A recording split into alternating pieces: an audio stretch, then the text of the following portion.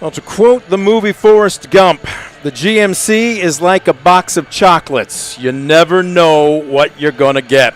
Last week at Wayne Trace, it was a Jake Bishop field goal in overtime. It proved to be a no-nonsense, old-fashioned, more of a Hershey bar kind of win, 3-0. But they don't ask you how, they just ask you how many. And it made 4 in a row for the Tinora Rams. Tonight, the focus moves to what they call that team across the river, arch rival Ayersville, as they look to play the role of spoiler on the Rams' home field this evening. We welcome you aboard as we are live at Justin Caressel Stadium. Brent Balbinot alongside Chris Dales. It is the Estill Chevrolet Cadillac pregame show. Estill Chevrolet Cadillac, located on North Clinton Street in Defiance, earning your trust one satisfied customer at a time. Visit them in person or online at drivebobestel.com. All right, Chris, seems like it's been a while since you and I have had the chance to throw on the headsets together. So I'm just going to ask you about the rivalry first. Let's get it out of the way. You have coached for that team across the river, and I know quite often it's coach speak. It's almost cliche-ish to say when you meet up in a matchup of arch rivals, throw records out the window. You've got a Tinora team that's 4-3, but on a 4-game win streak, an Ayersville team right now at 1-6 that's still maybe kind of struggling to find themselves, but did pick up their first win of the season after a lot of frustration through the first month of the season. Is throwing out the records still appropriate or accurate for tonight's matchup? It is 100% correct. As being the head coach for 16 years for Ayersville, there were many years where maybe we were better than Tinora, and they always fought us hard. The years that they were better than us, they fought us hard. When we were both pretty much even, it was a bloodbath. There's so much that goes into this that people don't understand. It's just tradition, year after year after year, family after family after family. The kids know the expectations. The coaches know the expectations. You got to get up. Both teams are going to come out. Both teams are going to play hard. They're going to smack each other. And, you know, in all my years, there was never really too many blowouts. A few here and there, but, man, I tell you what, these kids love this game, and that's what it's about. It's a rivalry game, and when I say this, people are like, nah, come on. It's like Ohio State, Michigan for these two communities, and the only thing that separates them is a bridge. And it is so true, and there's so many stories I could tell you, you know, with this big rivalry, some that are good, some that aren't so good, but it definitely is true. At the same time, and I think we need to stress this, and I asked Coach Eric Decker this after I stopped out at a practice yesterday. He was the first to say it's an intense rivalry, but it is a healthy rivalry. There is plenty of respect for each other. Yeah, without a doubt. I mean, you know, both teams, you know, have had success both in the regular season and the playoffs. Both teams have had playoff runs. So, yeah, definitely there's respect, and that's the neat part about the GMC. All the coaches do respect each other, respect, you know, the programs and what we're trying to accomplish, because we do represent each other, and that's the bottom line. So he's 100% correct in that. Well, as I mentioned, Coach Decker, and I joke with him, he's got a Navy SEALs kind of beard, but most of his staff does as well. So I asked him if maybe he's freelancing on the side, and he expressed to me in no uncertain terms it's strictly football coach at Tinora. But I appreciate him opening up his program and giving me some access to watch his guys. Our player profile tonight is going to be one of the many senior leaders on this Tinora team. Alex Schablin, the 5'9", 190-pound senior. He goes both ways. He is the starting center and also plays on the defensive line. But before we do that, we're going to take a quick timeout. When we come back, it will be Coach Decker. Don't you go anywhere. You are watching the Estill Chevrolet Cadillac pregame show on DCTV Sports. Estill Chevrolet Cadillac is this area's new and used car headquarters, earning your trust one satisfied customer at a time. Estill Chevrolet Cadillac, North Clinton Street in Defiance, and online at drivebobestel.com.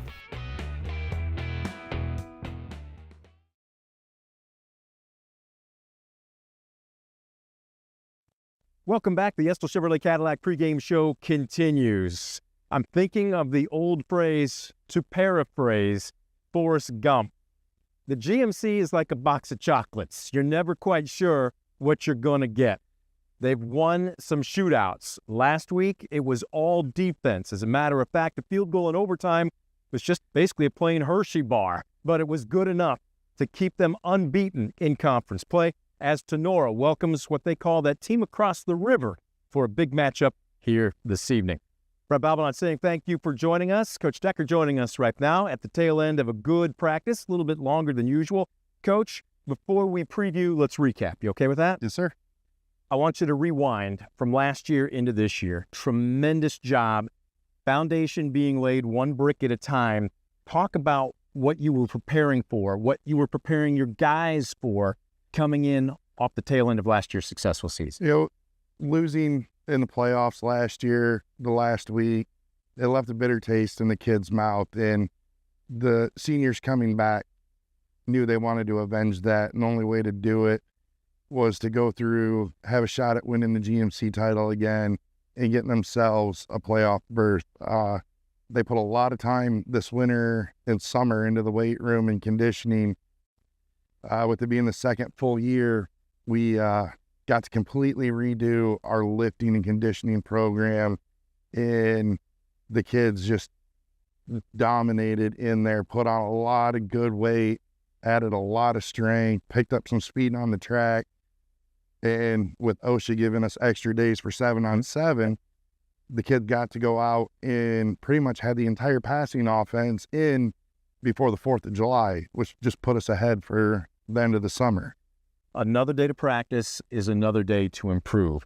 This team has won in a lot of different ways this season. The big second half shootout come from behind victory against Fairview.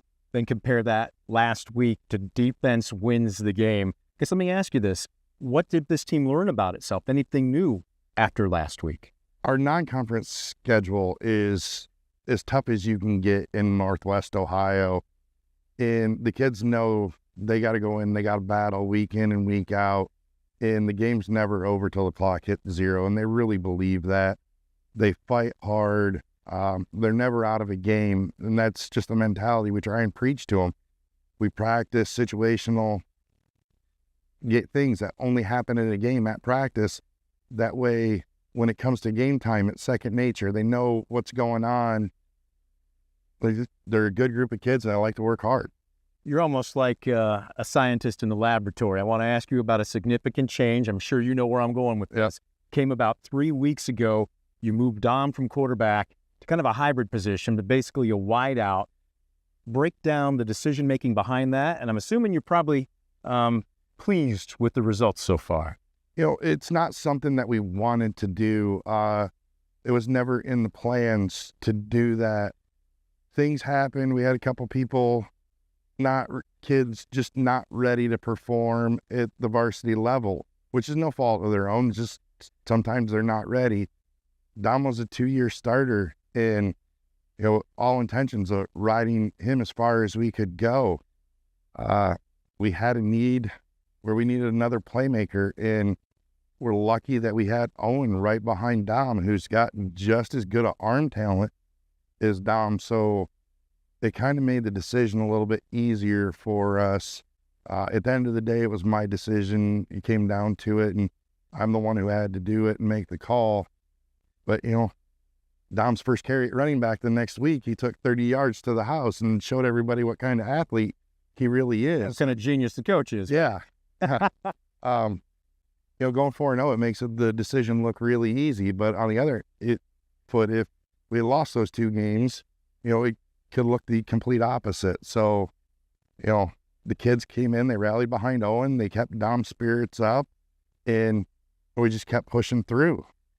Go ahead and talk about tonight's opponent. You refer to them as the team across the river, and they do the same with you. There's one of 2 ways to look at it. And I know oftentimes you hear, you are what your record says you are. But then there's the other half of that phrase, you're better than your record says you are. And I know Coach Mickey over there through a lot of injury, which you can obviously relate to, 1 win on the season. But this is better than a 1-win team coming across the river here. They are built out of that wing T offense to run the football. Run defense has been your greatest strength so far. As a matter of fact, in the last 3 games, negative yardage as an aggregate for your last 3 opponents. So let me ask you, what wins tonight, the irresistible force or the immovable object? It's both teams want to control the line of scrimmage in the time of possession. Our kids, we used to run the wing T. That was one of the things when we switched our offense that we didn't want to lose was the physicality of what we play on defense. And It's bred into the kids over here. It's bred into the coaching staff. Just fly to the football. First guy gets there, holds them up, and you got 10 more guys coming to take it out. Coach Helton puts a lot of pride into the defense. He's a former player, alumni as well. So, he takes a lot of pride in being that defensive coordinator, following in Coach Heilshorn's footsteps.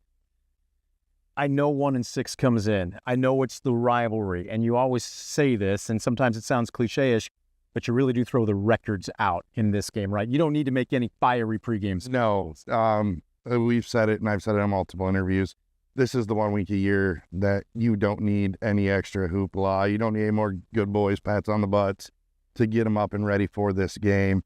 This one's circled both ways for the entire year. You go 1-9 and beat the team across the river.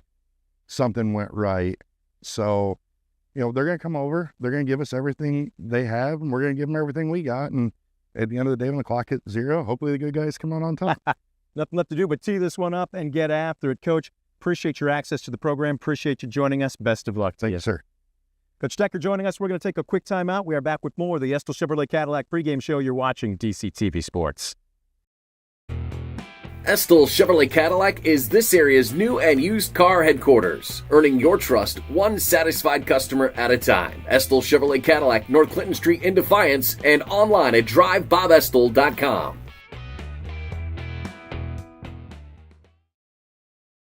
Welcome back. The Estill Chevrolet Cadillac pregame show continues. It's time for our player profile as we've got the arch rivals, Tinora, hosting Ayersville tonight. Our player profile, 5'9", 185 pounds. He's a senior. Played a little bit of everything, but right now a proud center, Alex Shablin, joining us right now. You ready to do this? Yes, sir. All right, fantastic. And he calls me sir. I haven't been called sir since a long time ago. Before we preview, I'm going to ask you to rewind. You okay with that? Senior this year. I know sometimes it's easy for everything to maybe get a little sentimental. This is going to be the last time I do this. Last time me and my teammates do that. Has that hit you yet, or are you able to stay focused on the task at hand? Oh, you definitely have those thoughts in your head, but I would say that as a whole, the team and the other seniors on the team are just focused on every week and then continuing to get better every day in practice. I want to ask you to rewind all the way back to your freshman season. There's an old phrase, the days are long, the seasons are short. Do the last 4 years seem like a long time, or do they seem like they've maybe disappeared in the snap of the fingers? I would definitely say that it went in the snap of the fingers. I can remember sitting in 7th grade, actually, and our health teacher saying, you're going to think it's going to take forever, but in a blink of an eye, you're going to be a senior and you're going to wonder what happened. And I definitely agree with that. How much better is senior Alex Shablin compared to, say, even last year, junior Alex Shablin? I would say I've gotten a lot better. Speed-wise, I'm definitely faster than I was last year, and especially defensively playing linebacker, I've improved, especially in terms of reading guards and stuff like that. Flying to the ball, leveraging the football, but you play two ways. As a matter of fact, you've kind of been bounced around. There's been, I call the offensive line kind of a combination lock. You're constantly moving guys until you find just the right combination. You've played multiple positions, but you are center. Talk a little bit about the challenges, what it means to play that position. Well, I mean, first and foremost, you have to snap the ball. Right, and I've had my fair share of bad snaps as other centers, but in terms of just communicating with the rest of the offensive line, and then at the end of the day, blitz pickups are on you. Mm-hmm. So, just leading the team, but I like to take on that role head on. Okay, I'm going to ask you to expand on that, because when you talk pre-snap read, 9 out of 10 times people are automatically thinking quarterback. There's a pre-snap read for the center. You got to get the call then down the line. Can you just talk about the chemistry and how that has been built over time with the offensive line, and it starts with you? Yeah, we have a lot of guys on the offensive line who, we're friends, but they've also played multiple spots in the offensive line, so we all know what we're doing on each and every play. So that really helps me out in terms of communicating with them. But every play, when we're walking up, we'll be talking about who we need to get, what we need to do here, and it really helps. Coming into your senior season, off a great season last year, but Coach, as we talked to him a little bit earlier in the pregame, sounds like you guys kind of have unfinished business, for lack of a better term, on your mind. What did the coaching staff tell you they wanted your role to be? What were your expectations coming into your senior year? Expectations for myself was supposed to lead the offensive line and be, a good center, obviously, and then defensively lead the team and get everyone lined up, especially, and make sure everyone knows what they're supposed to do at linebacker. Still a few weeks left to go in the regular season. Playoffs will be waiting for you most likely. How much better can this team still get? We can get a lot better. I mean, offensively, we need to be better, obviously, after playing Wayne Trace and only scoring 3 points in overtime. But we move the ball pretty well. We just need to really, get away from holding, false starts, things of that nature, and then just punch the ball in when you're in the red zone. You are a multi-sport athlete.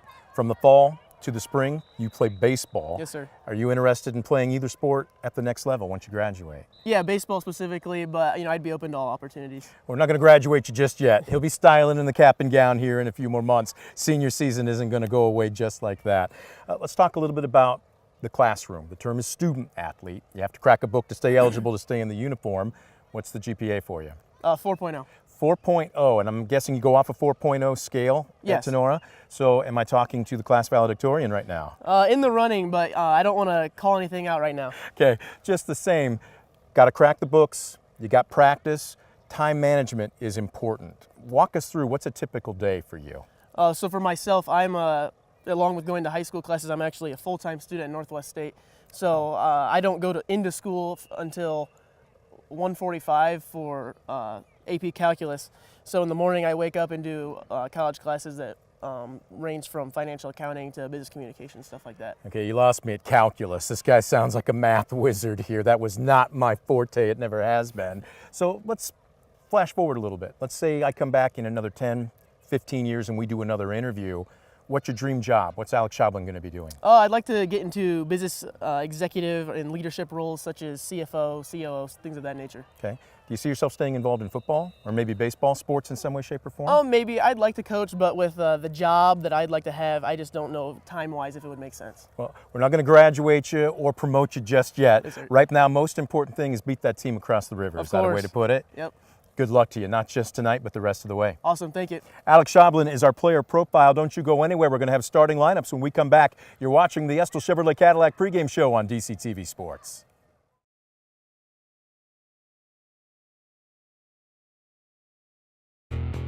Estill Chevrolet Cadillac is this area's new and used car headquarters, earning your trust one satisfied customer at a time. Estill Chevrolet Cadillac, North Clinton Street in Defiance, and online at drivebobestill.com.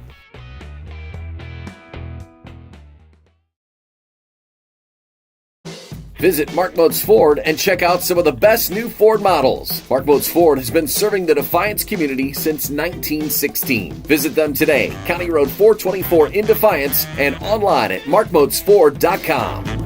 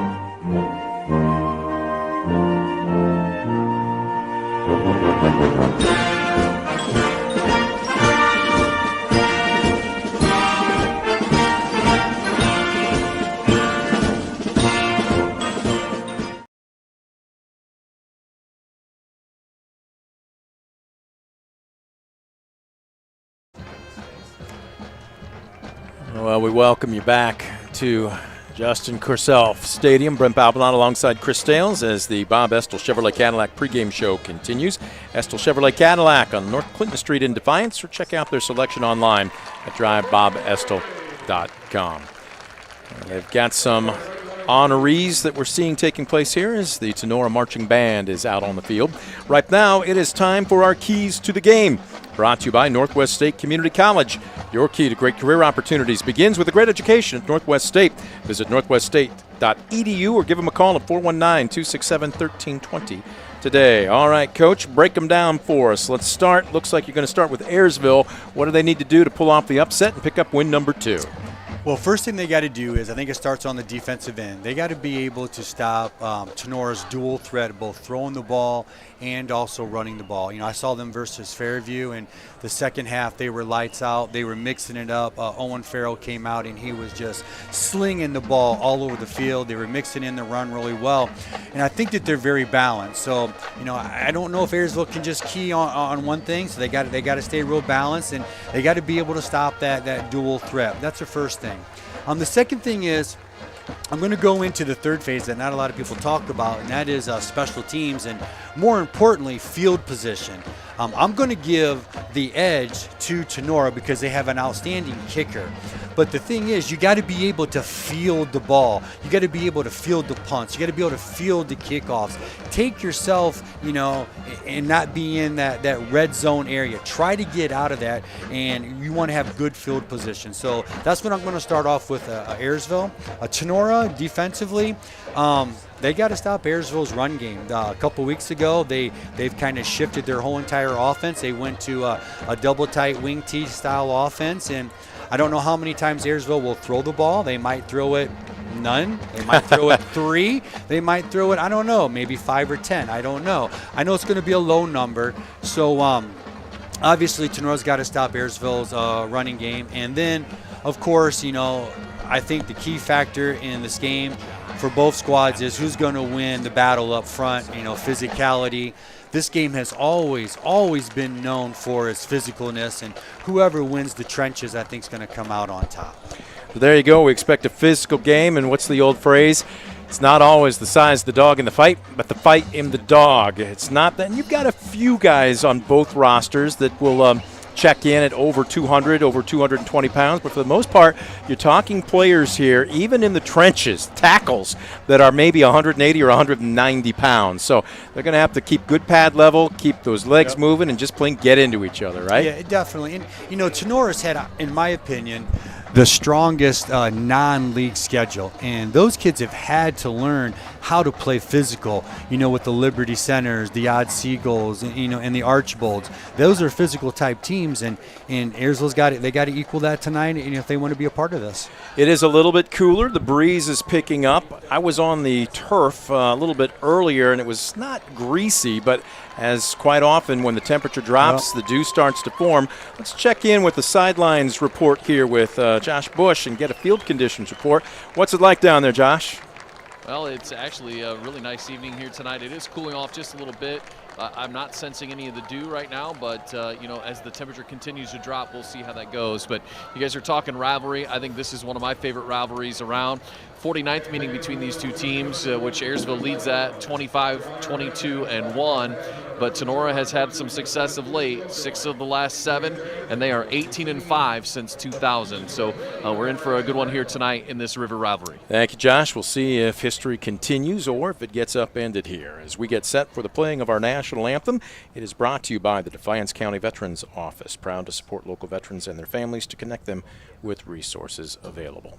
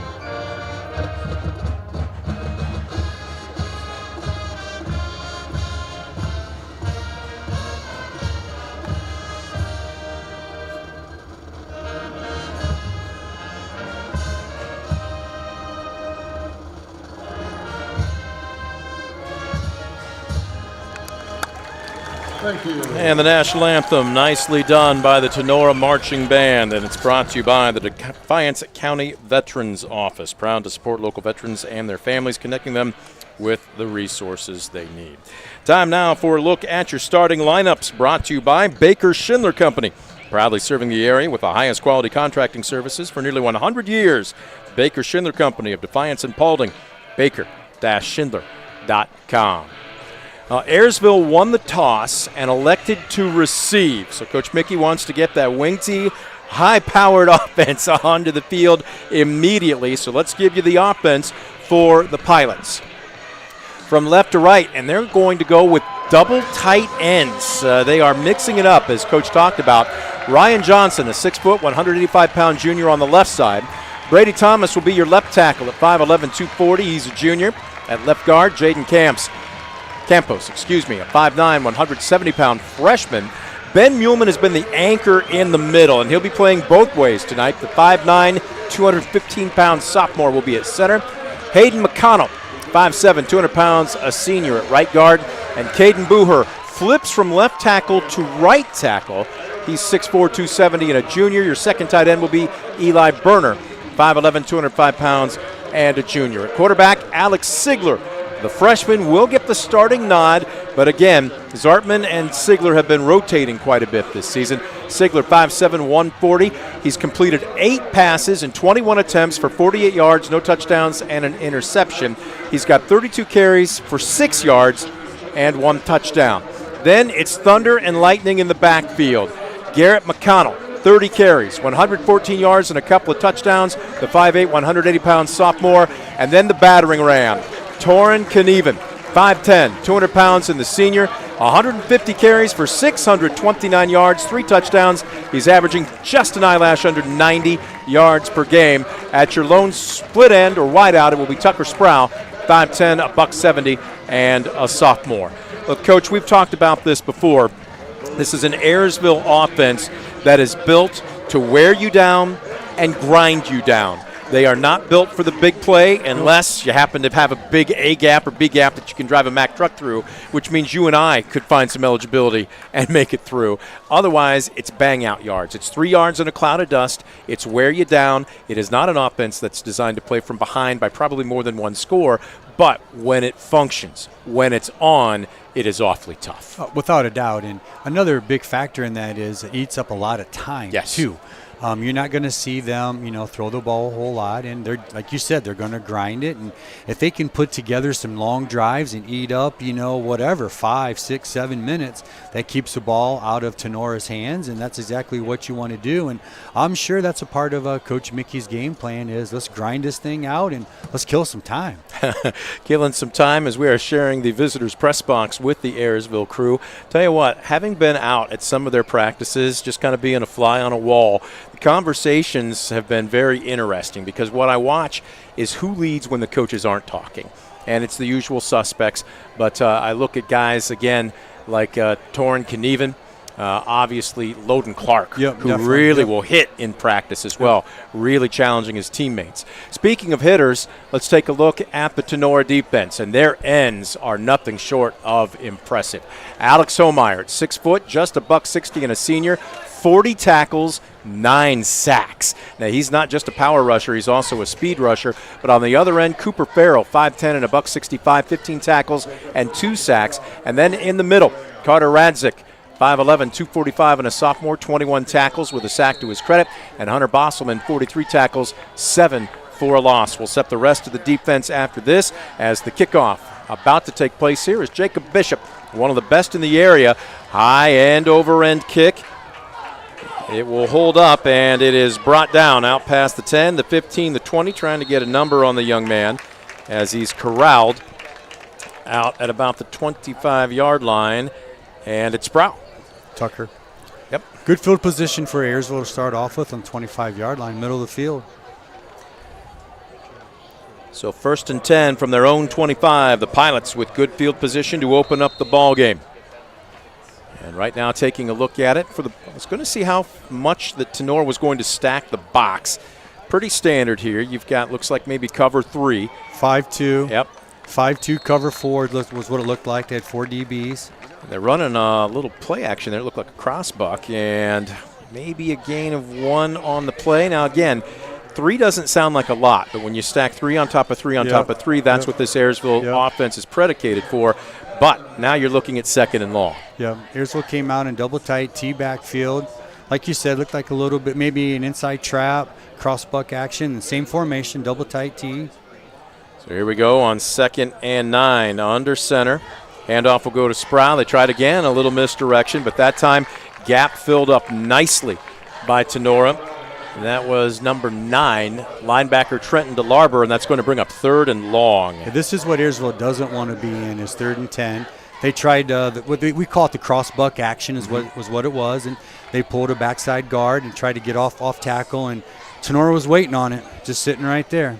They'll run 3 linebackers. Again, Alex Schoblin, our player profile, has been active, 56 tackles, including 11 for a loss this season. DeLarber has 38.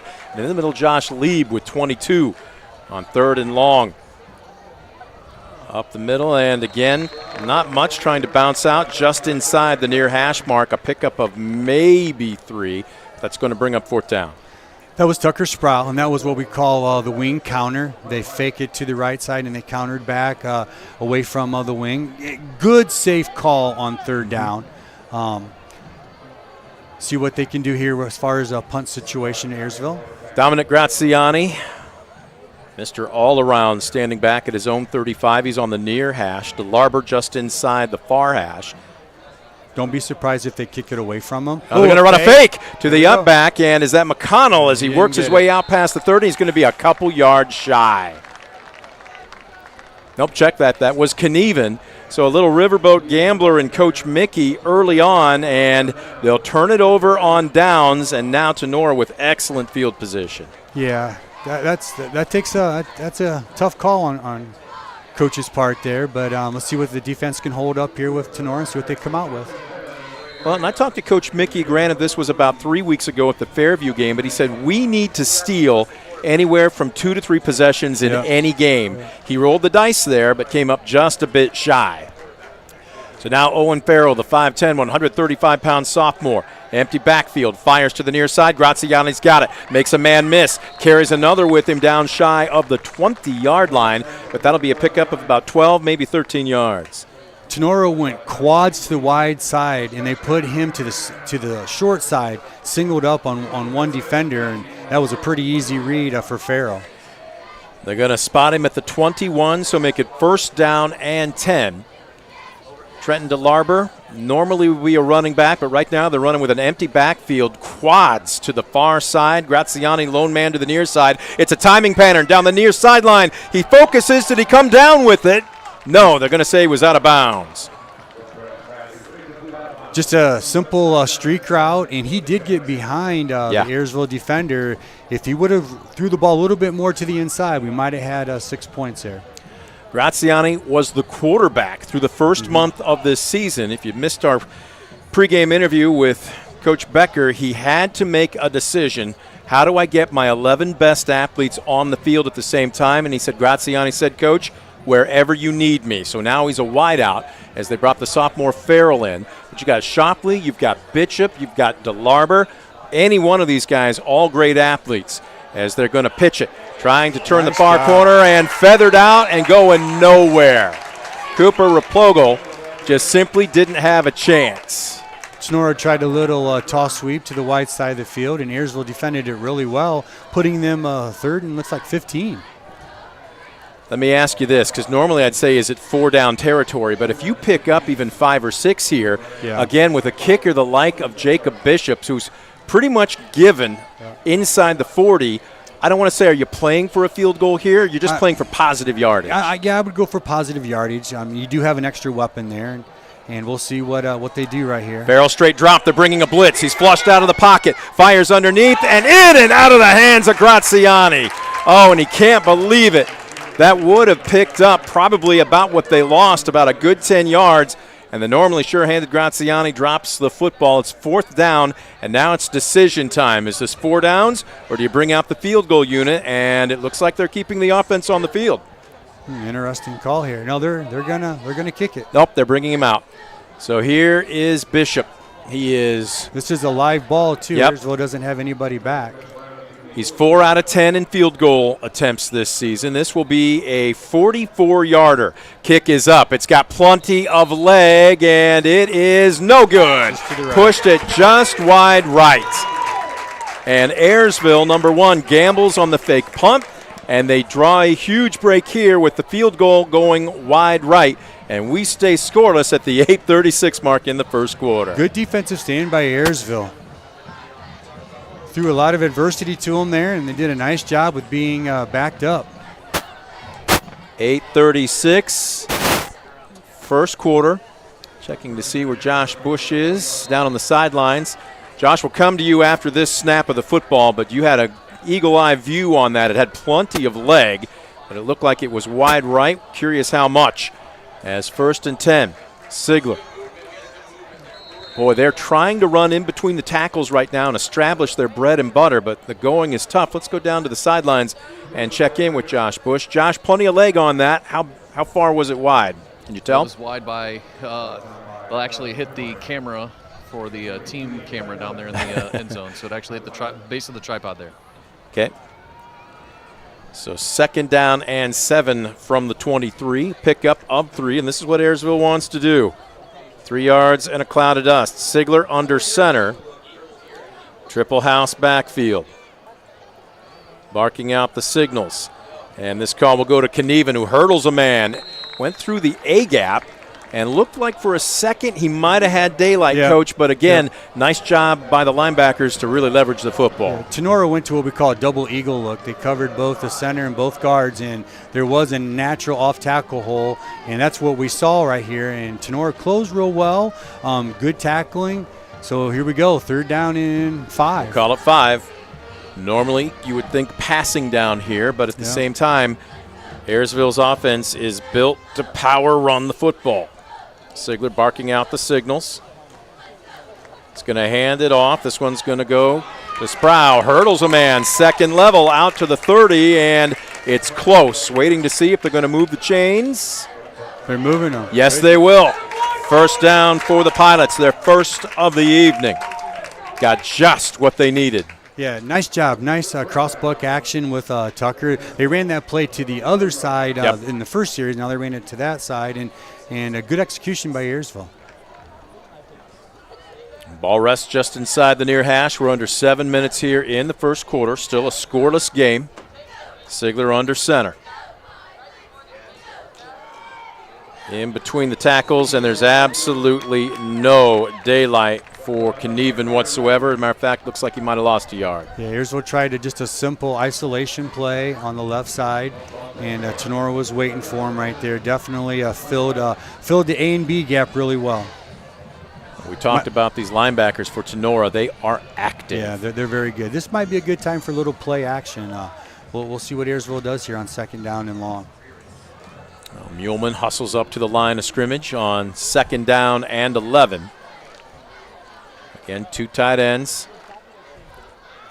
They're going to fake the handoff. Flushed out far side. We've got a flag in the backfield. He turns the corner. He'll be brought down at about the 32, maybe the 33, but this one may be coming back. Yeah, I think it's coming back. Looks like a holding call, and it was an outside play. And usually when you get an outside play, a lineman tries to reach on somebody and they just grab them. So we'll see what Tinora does here. See if they accept it or if they make it 3rd down. Looks like they're going to walk it off, so the Rams will take the penalty. Back them up 10. And now Ayersville looking at 2nd and a bunch. Ayersville set that play up with the quarterback keep. Their young quarterback's been carrying out his fakes real well, and he carried out his last fake downfield. So they definitely set that play up. 2nd, and we'll call it 21. As this one's going to back them all the way up inside their own 20. Again, there's that crossbuck action into the 2nd level. Look out, Knieven off to the races as he's out past the 30, out to the 35. And do we have a late flag being thrown, or was that just a ball marker? Just a ball marker. Okay. Nice counter. They faked a toss sweep to the left, and they countered back to the right. Excellent play, set up well. Tinora really flowed hard. That's why such a big gain on that. It's a pickup of about 17. It will bring up third and manageable, but they still need 4. Well, if your big horse is hungry, do you feed him? Oh, definitely. Hand off, right side. Knieven just takes 1, 2, 3 defenders with him. He's rolling over and checking to see who was down there. Somebody was running lead block and got flattened, but everybody appears to be okay. But again, he is just a powerful back. 200 pounds, just a simple ISO to the right side, and they got what they needed on that. I believe that was Garrett McConnell that led the way, and he paid the price. He surrendered his body to give him about an extra 5, maybe even 10 yards, but it's 1st and 10 from the 47. So 2 first downs on this series as the clock now running. Approaching the 4.5-minute mark. Play action, rolling out, sacked all the way back at the 35-yard line. He never saw him coming, weak side pressure, and that was just too much to ask for. Well, we'll give credit to the young quarterback. He did hang on to the ball. He didn't even see him coming, and as soon as he got the pressure, he did tuck it. So Alex Homeyer good job. Hunted him down from the backside, and that's a huge loss. Brings up 2nd down and 20, a loss of 10. Just simple play action, boot action, and Tinora was ready for it. Well, and they even rolled protection out in front of him, but the problem is he got caught from behind. It's just pick your poison against this Tinora D-line. Knieven, right side, saying I'll take anybody and everybody as he bulldozes his way across the 40. Out to the 41. It'll be a pickup of 4, but it will bring up 3rd and long. Yeah, this is where Ayersville doesn't want to be in. Hopefully they can get some positive yardage here, and they can make a decision if they want to go for it or if they want to punt it away. Actually, I stand corrected. It is 4th down. The yard marker on the field says 3rd, but it is 4th, correct? So, or it is 3rd. All right, my lion eyes deceived me. 3rd down was correct. This is where I bow to my wife all the time, and she makes me – it seeps into other areas of your life, Coach, then you doubt yourself everywhere. They're going to pitch it. Is that Tucker Sproul? And, wow, nothing doing. Ball is loose and recovered. Looks like by Ayersville at the 40. There was a toss sweep to the right, and Tinora had 2 or 3 guys there, and they defended that real well, and it looks like they're sending out the punt team here for 4th down. So it looks like Sigler is lined up to punt. It has been Knieven earlier this season. That was a 9-play drive, but it stalls out. And again, just one man deep. That's going to be DeLarber. High snap. They're coming after him. He gets away. Kind of a knuckleball. DeLarber's going to try and field it. It's a fair catch at the 30. And that is where the Rams will set up shop for their 2nd offensive series of the evening. We're going to take a quick timeout, a Mark Moats Ford timeout. Serving the Defiance community since 1916, Mark Moats Ford, located on County Road 424 in Defiance and online at markmoatsford.com. No score, 2:20 left to go first quarter. We're back after this on DCTV Sports. For the past 70 years, Midwest Community Federal Credit Union has been your financial partner, helping you achieve your dreams and secure your future. Midwest Community Federal Credit Union, with locations in Defiance, Bryan, and Napoleon. Find out more at midwestcommunity.org.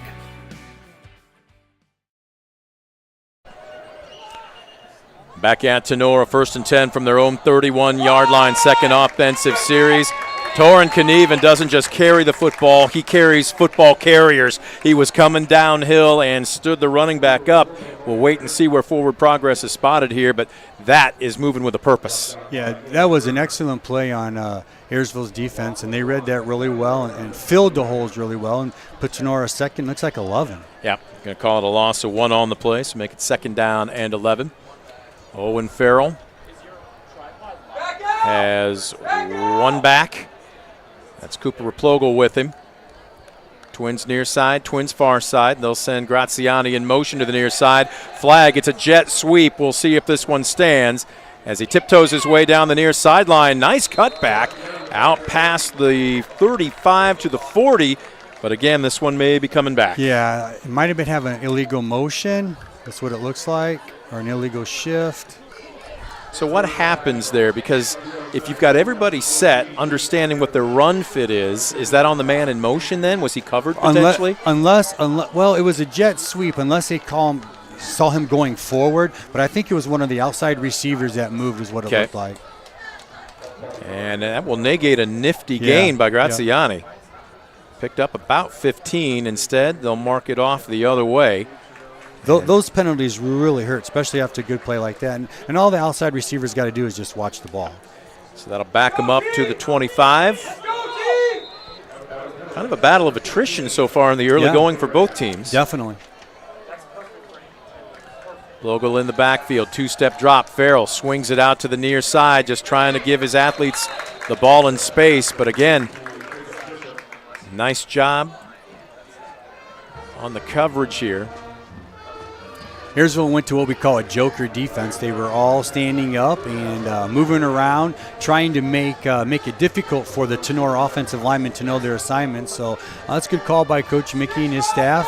Try to mixing it up a little bit. 3rd down and 10 for Tinora Rams. Pickup of 5 after Bishop got bottled up quickly. Under a minute left to go in a quickly moving first quarter here. No score. They'll keep Plogel in the backfield. Trips to the far side. And will they get this one off? They just do. Pressure coming. Farrell flushed out to the far side. He's going to sling it. Coming back, Graziani makes the catch. Makes a man miss, and he's off to the races. It's a foot race to the end zone as he cuts back inside the 30. Takes another defender with him and a touchdown-saving tackle inside the 25-yard line. That was done by Tenora's quarterback. What a tremendous job doing the exit drill. He got out. He could have ran it, but he found his receiver wide open in a big play for the Tinora Rams. Nice job. Gain of 51 on the play. We call that the old scramble drill, and that's exactly what happened. The quarterback scrambled, and if you have a long route, you go short. If it's a short route, you go long, and he came back to the quarterback, and they hooked up, and big first down. I don't want to oversimplify it, but we were always coached, and I was a slow possession receiver, so I was never going to take the top off the coverage. But we were just simply told, reverse your route. Yep. Is that the easiest way to put it? Yep, pretty much. Yep. If you're supposed to go long, you go short. You're supposed to go short, you go long, and the quarterback just gets his eyes right and tries to find what he can find, and that's exactly what they did. And it's just backyard football, and you just tell the kids, hey, go have fun, make a play. Well, it's fun when you pick up 51 and all of a sudden, instead of punting deep in your own territory, are now looking at a potential touchdown as just outside of the Stambaugh Jewelers red zone. But Tinora, barring a penalty, will get one more snap of the football here in this quarter.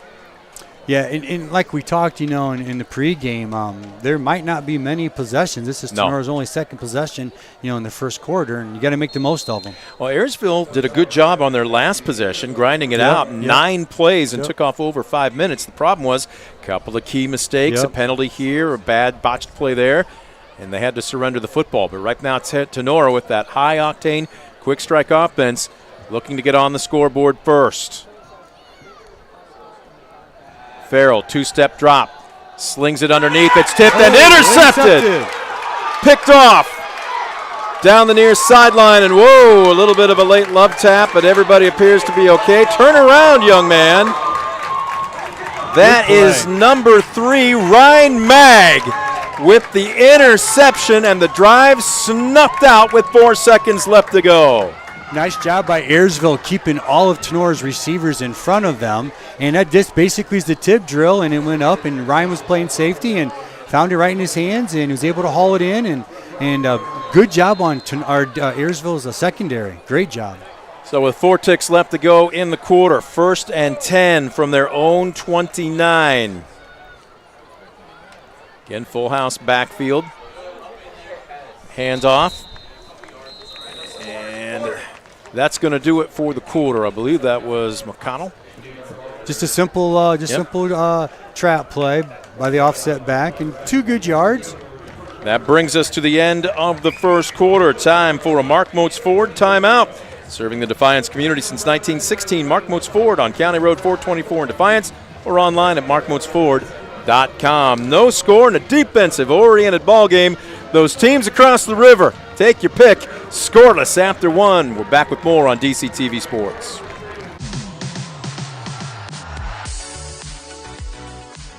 The Strady Center for the Arts. Entertainment on a whole new level.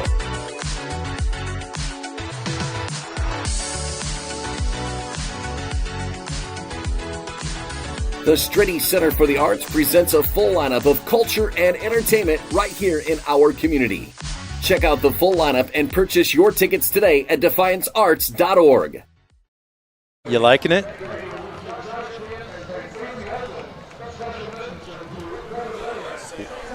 Welcome back. We have come to the end of the first quarter.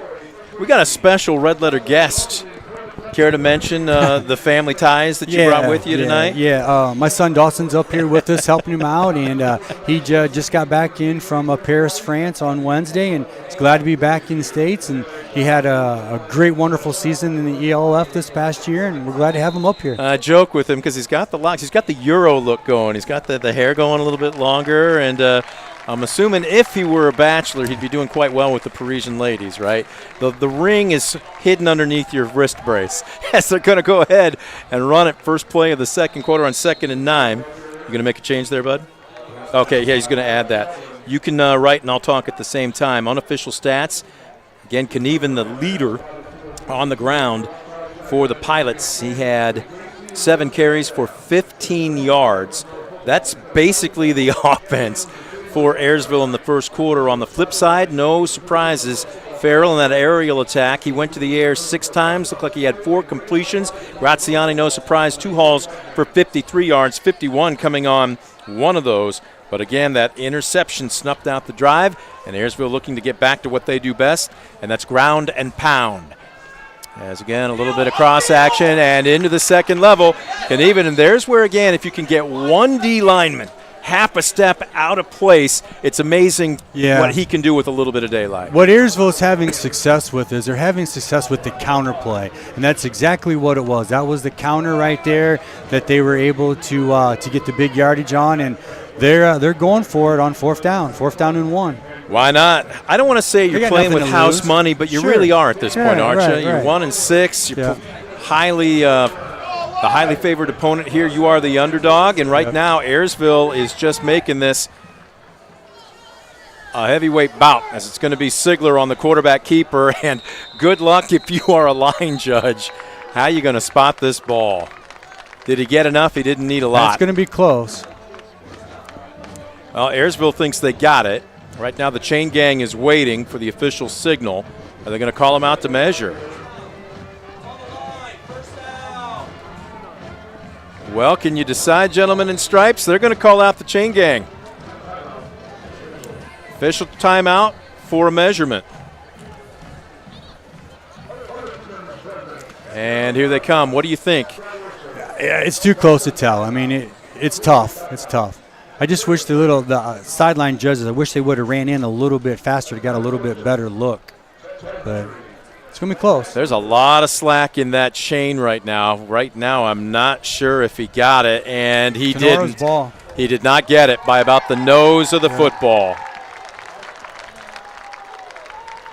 You know what, though? If you're Coach Mickey, that is, you might normally in another situation call that high risk, low reward, but right now I don't think so. Not at all. The defense is playing well. You are moving the ball. It's fine. There's nothing wrong with that, and we'll see if Ayersville's defense can stand up to Tenora's offense here with their backs against the goal line. They have so far tonight. Yes, they have. 1 stop, and then, of course, the interception. But right now with a short field for the Rams and plenty of time, we'll wait and see how the third offensive series for the Rams holds out here. 1st and 10 from the Pilot 39. Farrell straight drop, has protection. Fires underneath, and it is complete as he's got it to one of his backup wide receivers, and that is Josh Lieb. It's actually his tight end. Good 2nd down play. Looks like about 4 yards. Just as good as a running play. Man, he winged that ball in there in between some defenders. That was a good catch, too. We'll call it 2nd down and 6 from the 35. Empty backfield, trips to the near side, twins to the far side. We'll see if Ayersville brings the pressure. Farrell with his read, and they're coming. Quick. It's a hot route. He gets it off the Bishop, and he's through the second level. Takes a man with him inside the 15. Down to about, actually, it looks like they're going to spot him at the 15-yard line. That was a nice play by their quarterback. He read the A-gap blitz. Both linebackers were coming up the A-gap, and he got rid of it on just a simple stop route. And then, we call it yak, yards after the catch, and there was quite a few on that. How often, and that's pretty common, though, isn't it? The slot becomes the hot Yep. receiver. Yep. That's a pre-snap Yep. read. That's the easiest read for the quarterback. You can see it, and that's where the void usually is. 1st and 10 from the 15. Snaps a little low. Farrell fires out into the near flat. Can't tell if it was caught or not. Waiting for the signal from the official. Looks that way. Looks like he just fell down. Yeah. Ayersville's bringing pressure again. Why not? So we'll call it 2nd down and 10 as the clock picks back up here. Running now, approaching the 9-minute mark here in the first half. No score. Rams and Pilots, arch rivals. Both coaches had a chance to talk to them about what this rivalry means to the communities. Healthy rivalry. They'll cheer for each other every week except one. This one, yeah. And this is the one. 2nd down and 10. Ball rests on the near hash. Farrell barking out the signals. They're bringing pressure off the edge. It's picked up. Farrell wants to run. Now he's going to fire to the corner and throws it off the fingertips of his intended receiver. Looks like we got a penalty flag on the ground out there. Potentially holding. Thrown in the backfield. We'll wait and see. That's what it usually is in that area. Waiting for the umpire to make the signal. I missed it unless you saw it. He's picking up the flag. Yeah. Oh, I forget. We're on the opposite side of the field, so he's going to make the call to the home side, but holding was the call. And that will back him up to the 25-yard line. So they'll replay it. 2nd down. This will be the 3rd play of the drive. They can pick up the 1st down without a touchdown. 8:34 left to go in the half. Farrell with trips to the far side. Just going to dump it out into the flat. DeLarber makes a man miss, makes a second. Look out down the far sideline. He's in. Pay dirt, Tinora.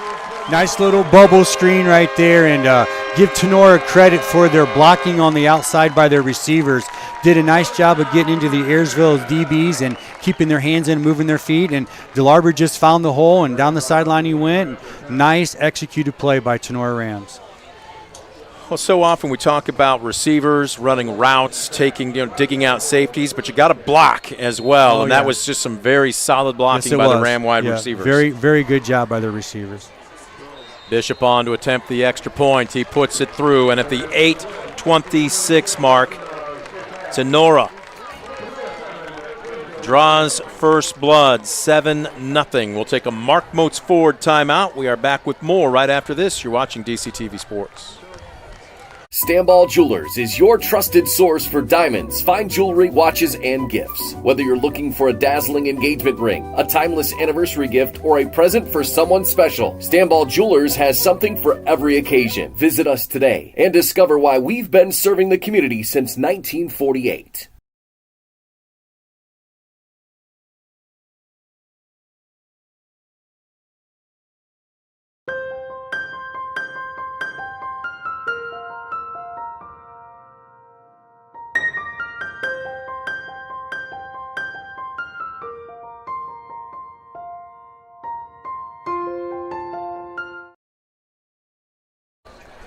Fourth down was huge on that. When Ayersville had the ball, put Tinora in good field position.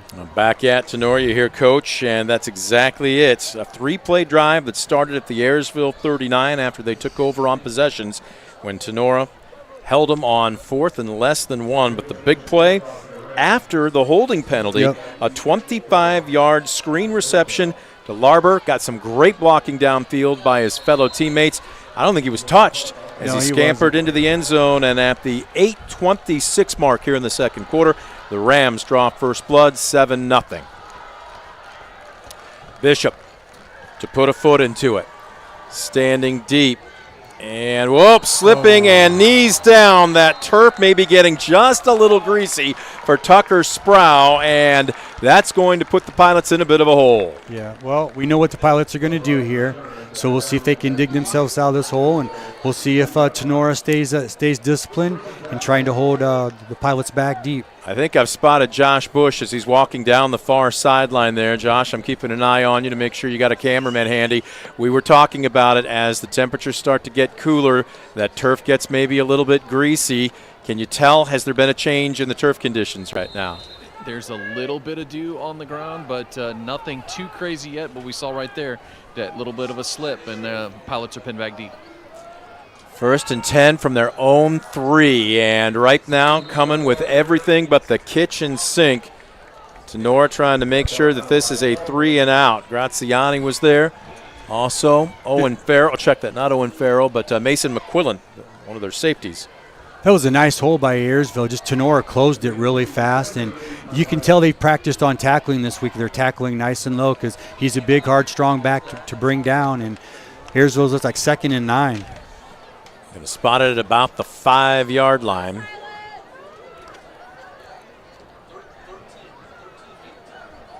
And a fumble on the snap, and Sigler's on it. But again, a wasted down, and that's going to be a loss of 1, maybe 2 on the play, and this really puts the Pilots deep in their own territory. Not that they weren't already. Right. Smart play by the freshman quarterback. Absolutely. You know, he didn't get the snap clean. Let's just get on it, live for another down, and let's just see what happens. So kudos to the freshman quarterback right there, and let's see what Ayersville does on 3rd down. Hopefully they'll keep it pretty safe and hopefully get a good, clean punt off. 3rd and 10, back to the original line of scrimmage, the 3. Guessing probably what, a big dose of number 44 here? That or a counter. They've had a lot of success on the counters here. Just a nice trying to turn the corner, but they feather him out, and there wasn't much, if anything, there. Safe call, just trying to make sure that you do what you can. That's McConnell, but we just called that just like a double ISO. There's a T backfield. They sent 2 backs up into the hole and gave it to the far back, and just tough on tough. And Tinora defended it really well, and Ayersville has 4th down. Graziani back to return the Sigler punt. He's basically out of room. He's as deep as you can possibly get in the back of his own end zone. I don't think you're going to see a fake here. Oh, goodness, no. Graziani's actually the up back. DeLarber's deep, and we've got a whistle before the snap of the football and laundry flying everywhere.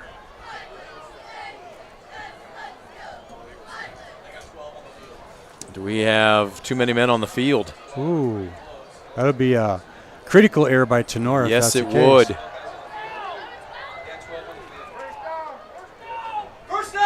12 men on the field, and instead of punting out of their own end zone, Ayersville gets a huge gift.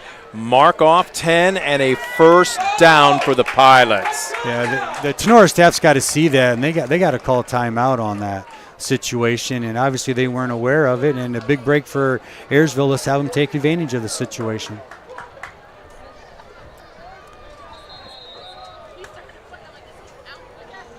So new life for the Pilots offense. 1st and 10, all the way out to their own 13. Hey, it's better than where they were. That's for sure. They'll take it. And now we're going to have a timeout. And Ayersville's going to take it. We will as well. A Mark Moats Ford timeout. 6:05 left to go first half. Rams 7, Pilots nothing. You're watching DCTV Sports. Proudly serving the area with the highest quality contracting services for nearly 100 years. Baker Schindler Company of Defiance and Paulding. 419-782-5080. Online at baker-schindler.com.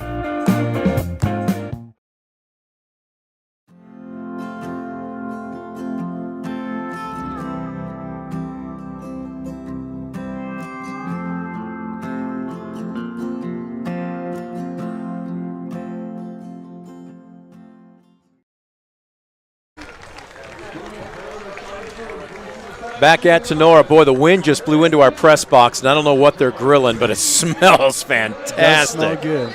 Wow. Maggard's looking back at me. he's thinking the same thing. Why not? So 1st and 10 from their own 13 after 12 men on the field. The penalty allows the drive to continue as the handoff will come left side, and Knieven, nice job. Boy, he moved one way from the waist up, another from the waist down, and he bought himself a little extra yardage in the second level. And now the Pilots with a little bit of breathing room. Good first down play, little off-tackle play. Ran it to the wing side, which gave him an extra blocker on that side, which really helped the Pilots on that situation. That's a healthy gain of 7. That's what they need. Makes it 2nd down and 3 from the 20. Strong side there. They're running an unbalanced line here unbalanced, to the left. Yep. As Knieven couldn't shake the first tackler, and the rest of the posse came quickly. I'm looking to see who's getting off the bottom of that pile, and it looks like Cooper Replogle for Tinora. Yeah, Ayersville went unbalanced, and Tinora shifted over to that and made a good adjustment to it. And actually no gain on it. Looks like it's 3rd down and 3 for the Pilots. Well, again, you've got big number 44, and you got 24 back there as well. In McConnell, you got 2 capable backs. The question is, can your road graders give you just a little bit of daylight? Right. Yeah, that's all you need. See if they come back with a counter here. Tenora's defensive line has their ends wide. They're going to run it to the far side, turning the corner. Bishop comes up, makes the hit, and running out of bounds. But again, Knieven is a load all the way out to the 30-yard line. Good first down play for to get the first down for the Pilots. Off tackle and just a simple kick out, and he read it well. It's like he bounced it outside a little bit. And picks up 10. Yeah, definitely. Boy, how this game has changed on one penalty. Yep. Still 7-0, a defensive-oriented battle here in the early going, as we're now under 4.5 minutes left to go in the first half. Counter. Ziegler, another counter. And to the second level, up the middle, in between the hash marks. Run, big man, run! Nice play by the Pilots. They pulled 2 guards on that for a nice counter play. Call that the wing counter with like Tucker Sproul, I believe, was it? Yep. Out close to midfield. Pick up of what we'll call that 17. Good play. 1st and 10 from the 47. They're chewing up time. The chains move, but so does the clock. Now under 4 minutes left to go in the half. Handoff. Right side across midfield. And again, now all of a sudden 1 and 2 turning into 3 and 4 yards per carry here. Exactly. Yep, and they've had the ball for quite a while. And, you know, I'm sure Tenora's defense is getting a little bit tired here. Across midfield. Line of scrimmage will now be the 48 after a healthy gain of 5, makes it 2nd and 5. Under 3.5 left to go in the second quarter.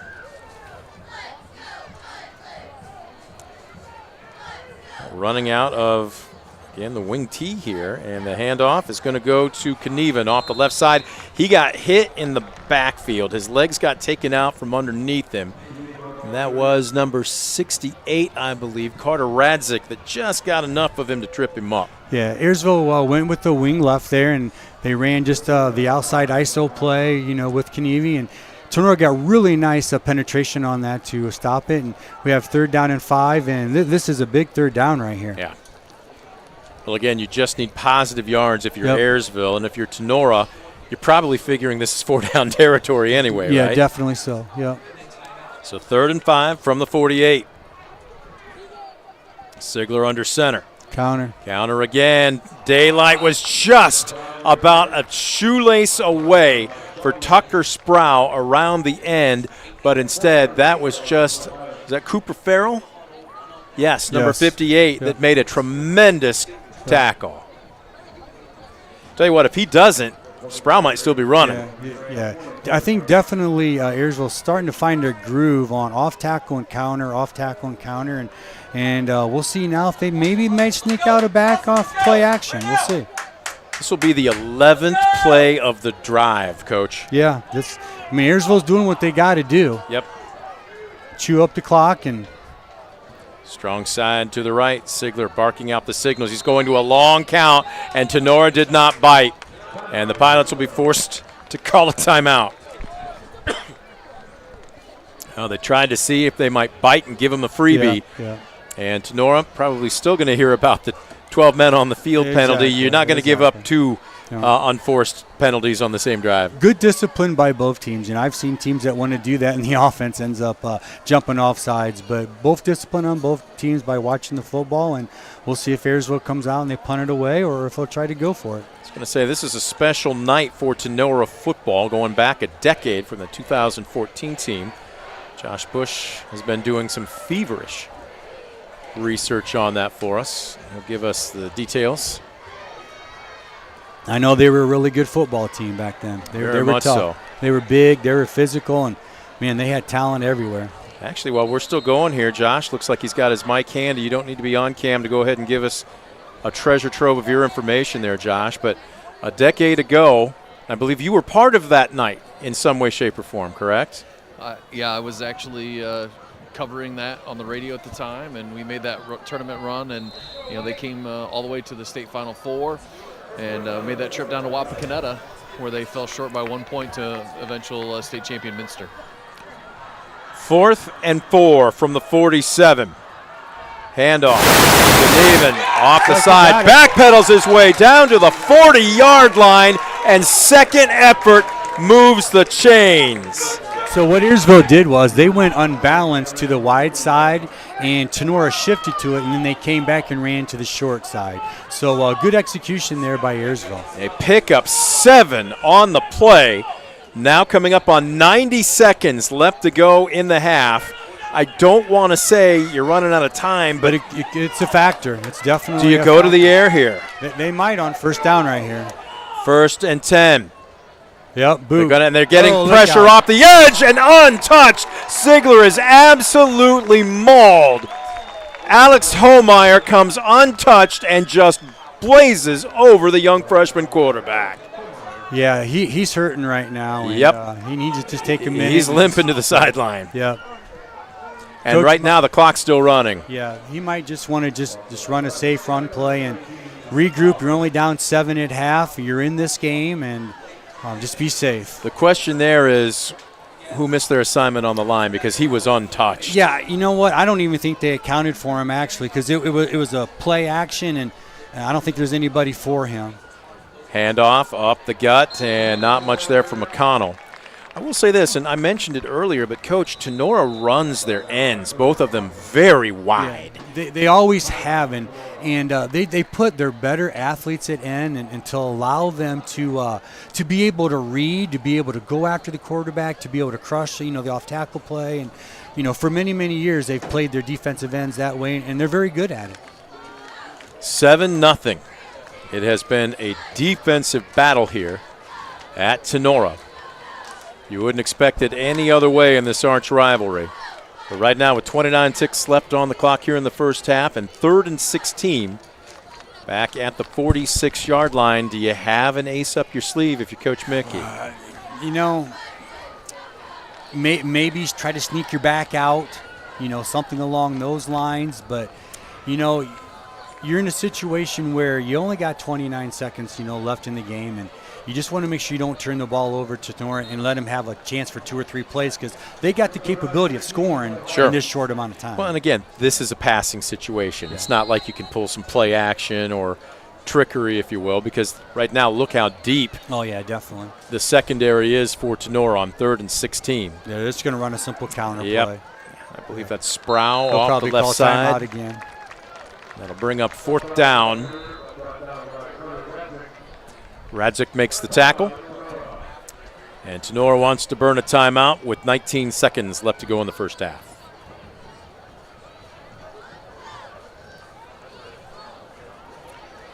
Well, one would think, do you even punt if you're Ayersville and give them the opportunity for the big play, or do you? I would punt it. Either maybe punt it, to the sideline. Punt it away from their returners. But I definitely would punt it. Try to get them back as far as they can, and because where the ball is right now, Tinora has the capability of scoring in 19 seconds. So the deeper you can get them, the better in this situation. So I would just get it deep. Maybe out of bounds. Don't give them a chance to return it.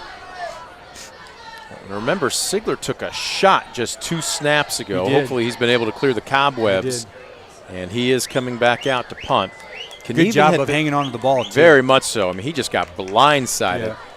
Holmeyer was coming with a full head of steam, and he looked like Coach Dale's getting ready to dig into a giant ribeye off the grill. Right, yeah. Mouth was watering. Yeah, boy, oh boy. He saw it, and he took clear advantage of it. Let's see what they do here. They ran a fake earlier, but they're going to go ahead and snap it back. They're coming after him. It's high. It's very short. And right now, if you're Tinora, you're shouting poison. Get away from the thing.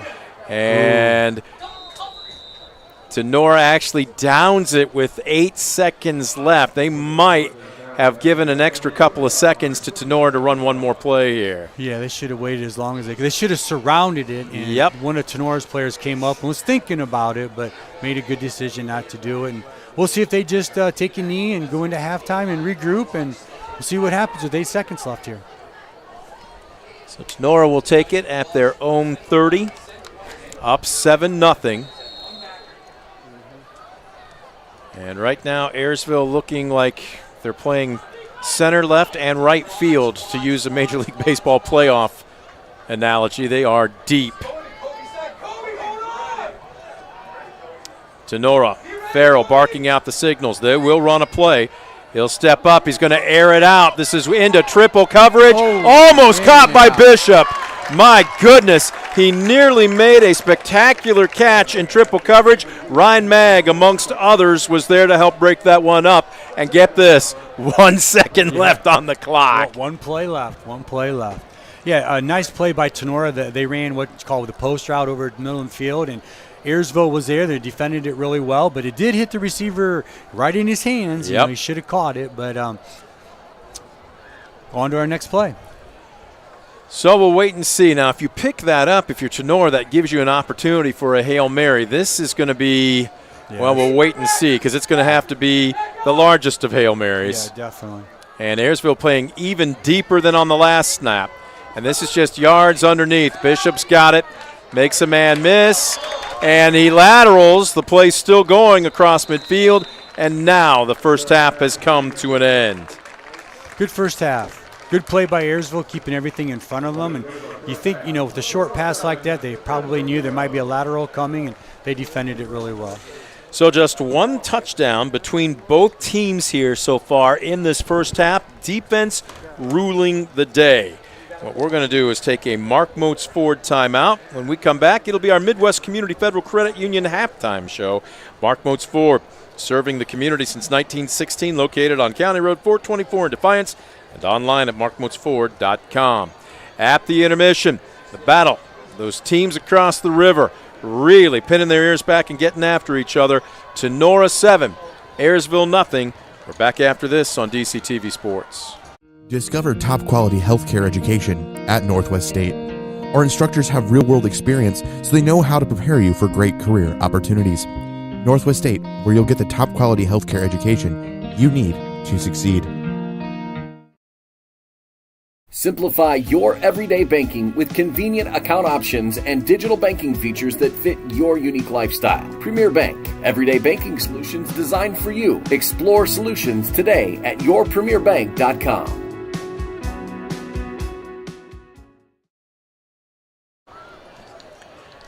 Back at Tinora there, you get a good look at the officiating crew heading to the locker room. Both clubs already into their respective ones. At the intermission, the arch rivals in a defensive battle. Tinora leading Ayersville by a score of 7-0. We'll break down some of your stats and get Coach Dale's analysis as we welcome you to our Midwest Community Federal Credit Union halftime show. Midwest Community Federal Credit Union, celebrating 70 years of helping you achieve your dreams and securing your future. Visit them in Defiance, Bryan, or Napoleon, and online at midwestcommunity.org. Before we do that, let's head down to the sidelines and check in with Josh Bush. Thanks, guys. And we were talking about that 2014 Tinora team a little bit ago. Just want to give a little bit more on that. That team has finished 13-1 on the season and a great all-around team performance. It was loaded with talent. And just a few shout-outs here. Josh Camp, Casey Helton, Brevin Renolette, Riley Noggle, Hunter Vogel, Justin Flory, just to name a few of the kids that got some pretty nice honors postseason in that team as well. But a tremendous run, and as Coach Dales will tell you, that was a very, very talented team that made a nice run and represented the Green Meadows Conference really well. All right, thank you very much, Josh. Appreciate it. We'll be checking back in with him throughout the course of the evening. Let's take a look at your unofficial stats here this evening. But Tinora passing, and specifically, again, Farrell. He's 8 for 12, 132 yards, 1 touchdown, 1 interception on the tip drill, and that more than likely negated what would be a score of some kind. Again, with Bishop's leg, you knew that they were already in field goal territory. But again, Ryan Magg just was Johnny on the spot, made the catch, and snuffed out the drive. Receiving for Tinora, it is Graziani with 2 hauls for 58 yards. DeLarber with 2 catches, 25 yards, and a touchdown. He scored on that screen after the penalty. Correct. Yeah, too. And again, Bishop with 3 hauls for 45 yards. On the flip side for Ayersville, pretty much a steady dose of Knieven.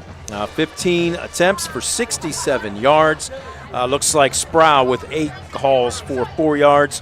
And then McConnell with 4 attempts for 12 yards. They've gone to the air. Actually, they haven't even gotten a pass off. They've tried 4 attempts and 2 sacks. And on both of those, Ziegler got nailed, blindsided. So when you take a look at it, could be a lot worse if you're Ayersville, but yet at the same time, down 7-0. Your take on the first half? For the most part, pretty clean first half. And, you know, as a head coach, you want your teams to play clean. And, you know, if you're Tinora, the one penalty I think really cost them. It cost them time. It cost them field position with having too many people on the field, and I thought that was critical. But, both teams are playing sound. I have just 2 penalties, 1 for each team. So, that's a good thing. It's just a matter, is in a critical situation. And like I just discussed, it was for Tinora. But, Ayersville's doing what they want to do. They're controlling the ground game for as much as they can. They're controlling the time on the clock, and that's a big factor because Tinora can't score. And I feel that Tinora is feeling like they got to rush a little bit because they know they're not having that many opportunities.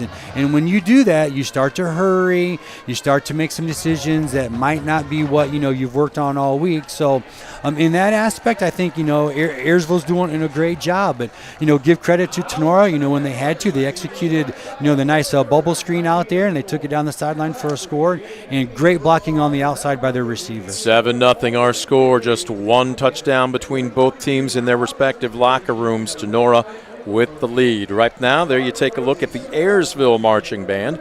We're going to step out and listen to their halftime performance.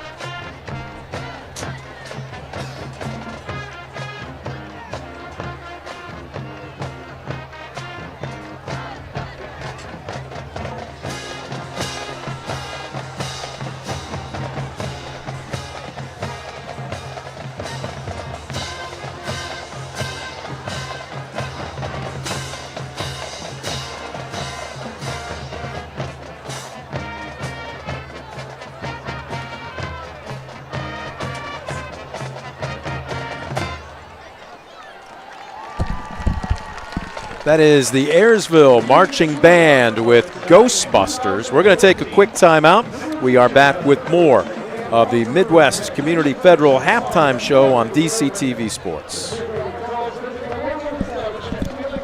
For the past 70 years, Midwest Community Federal Credit Union has been your financial partner, helping you achieve your dreams and secure your future. Midwest Community Federal Credit Union, with locations in Defiance, Bryan, and Napoleon. Find out more at midwestcommunity.org.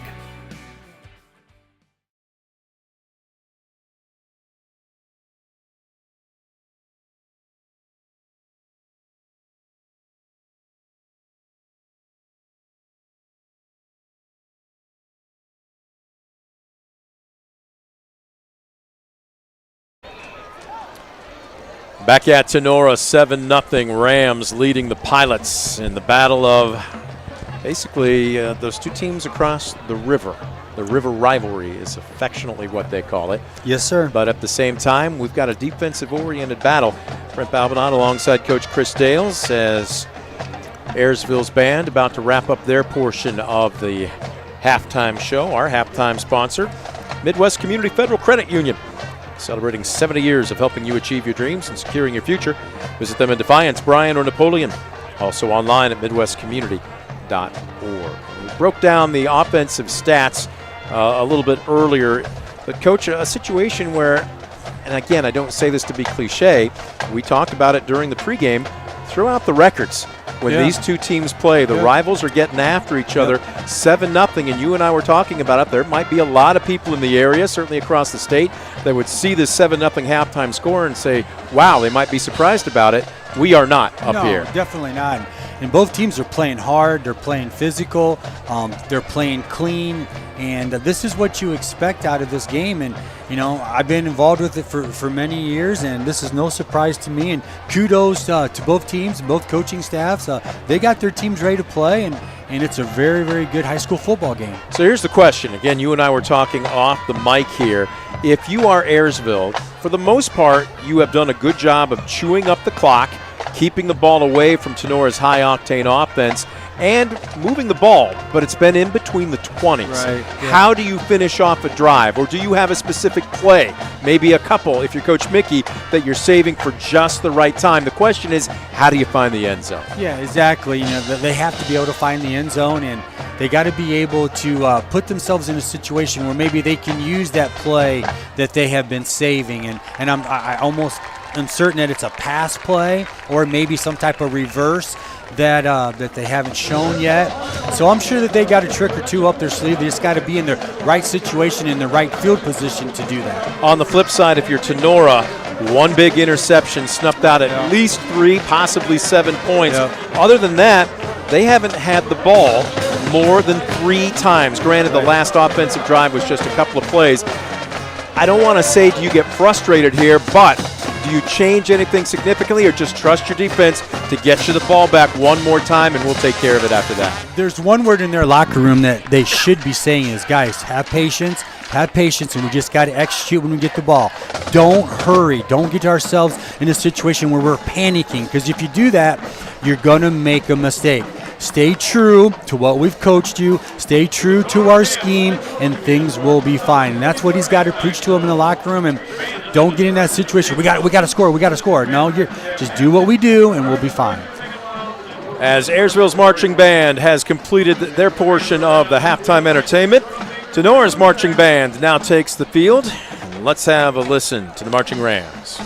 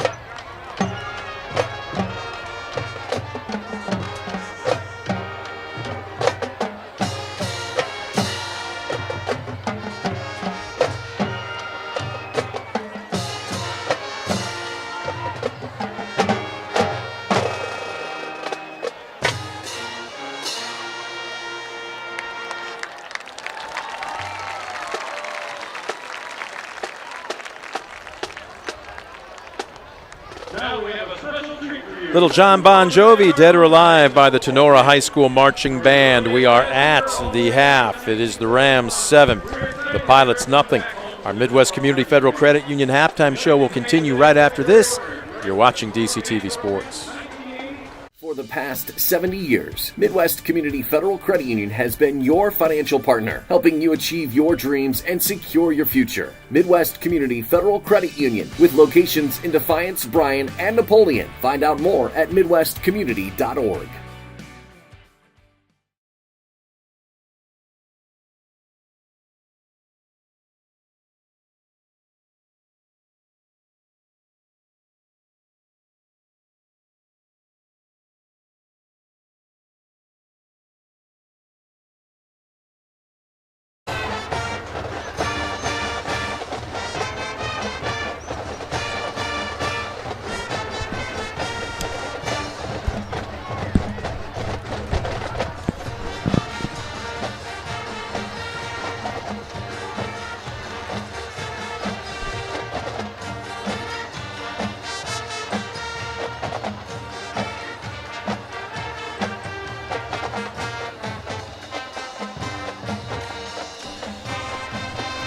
Back at Tinora, the marching band with their halftime performance as we are about 4.5 minutes away from resuming play, our Midwest Community Federal Credit Union halftime show.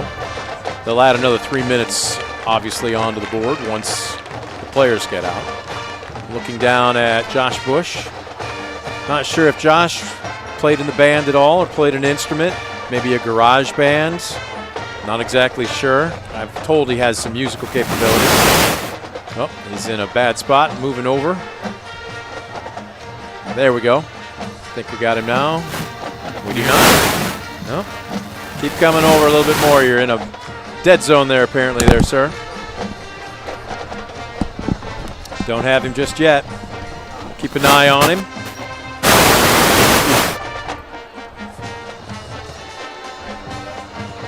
And we'll wait for Josh to find a more broadcast-friendly portion of the sideline. Try and bring him up now there, Ryan. Let's see if we got him. No? Interesting. No. Oh, wait a minute. There it is. There we go. Now we got you. All right. Yeah, Fire away. I don't know who told you that I was musically inclined, but that is actually not any further from the truth than possible. Really? So, My daughters can, but not me.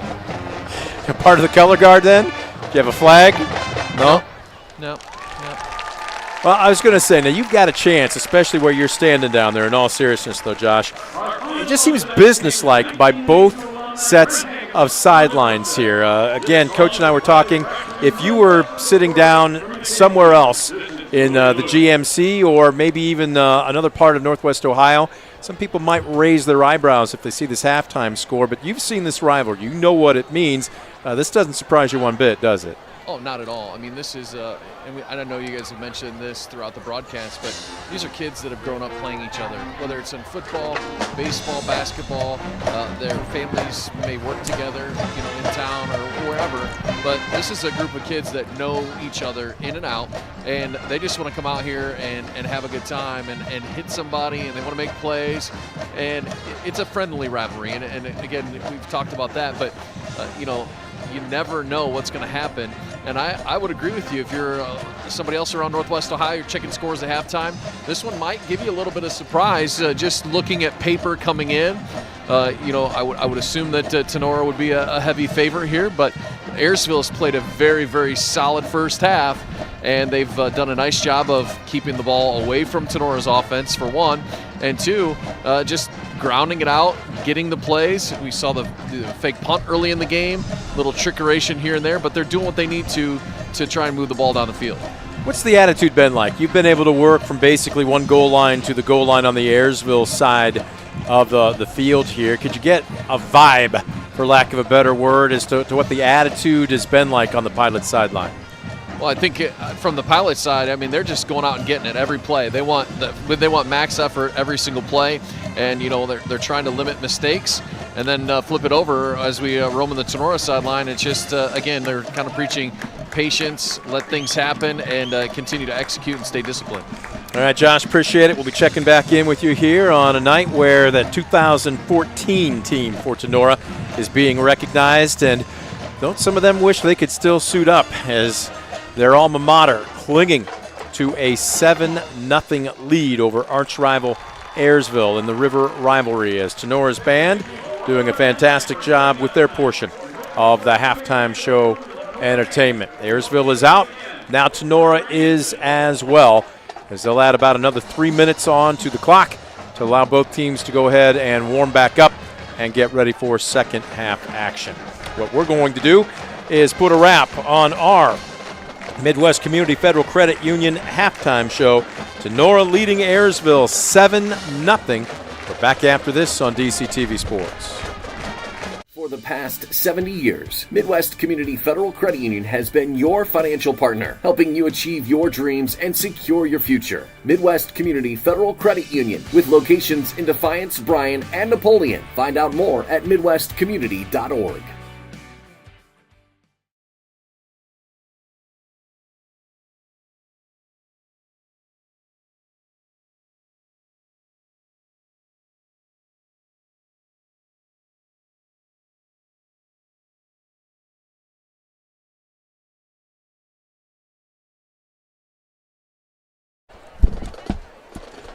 Back at Tinora, they have added the time up on the clock, 2.5 minutes before we resume second half play.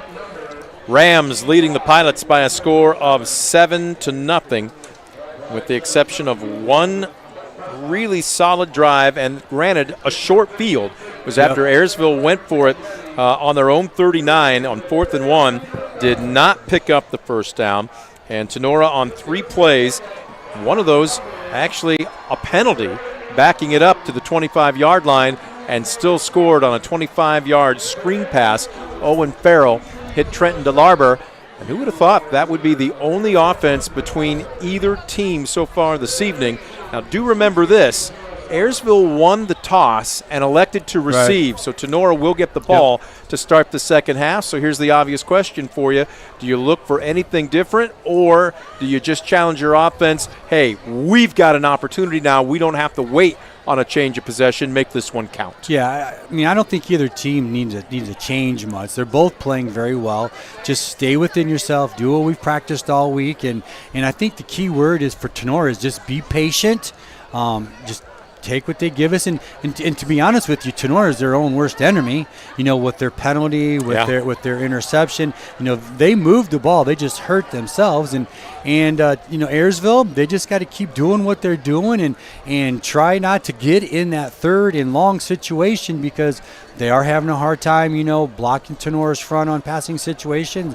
They've never got a pass off. No. Is that correct? So they attempted 3 and didn't even get a pass off. So that's, you know, and to be also for Ayersville, that might help them maybe this half, you know, because, you know, Tinora, what they're thinking, run. Ayersville might be able to sneak out a back or a tight end and maybe be able to get a first down in a critical situation. So, you know, we'll see what the second half brings.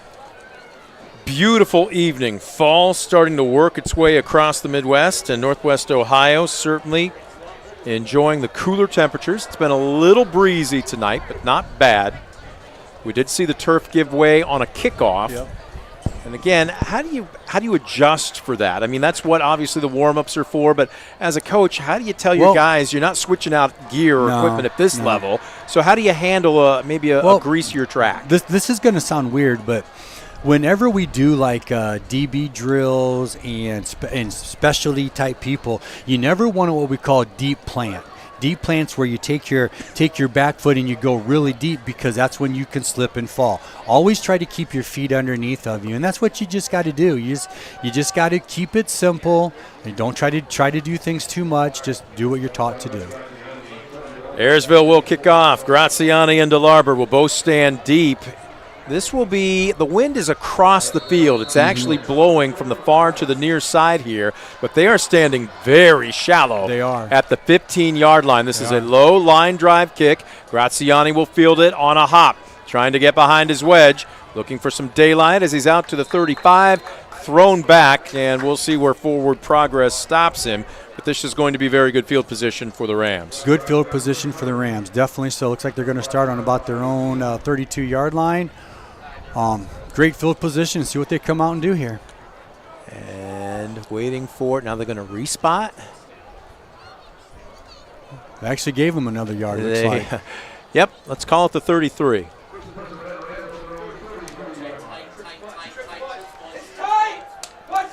So here we go. Running with, are they running two tight ends here? They're in. Twins to the near side.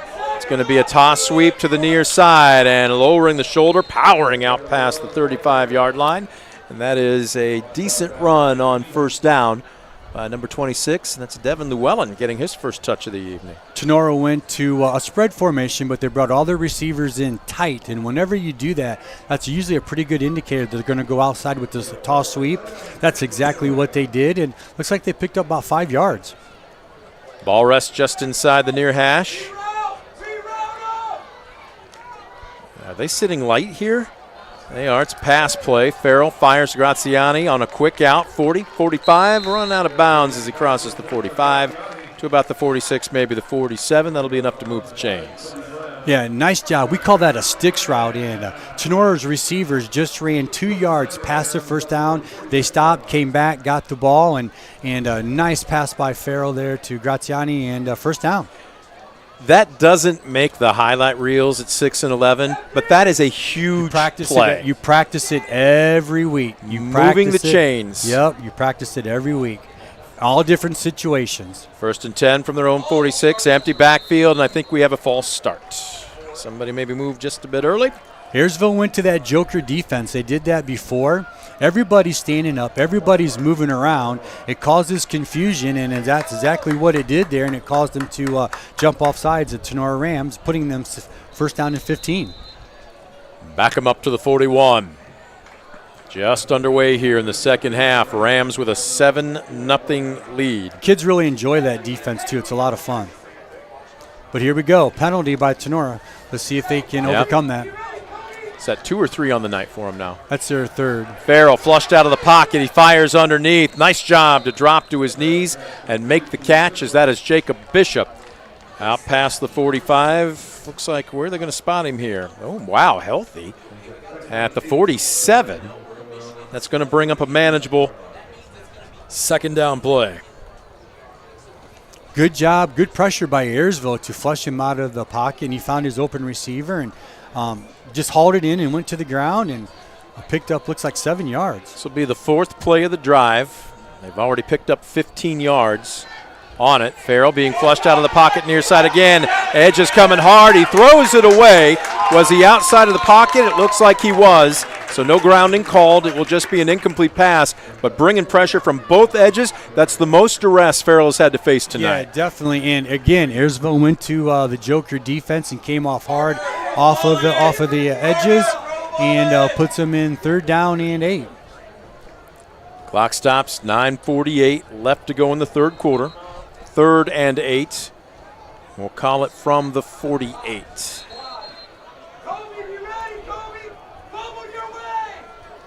Farrell with an empty backfield. They've got quad receivers to the far side.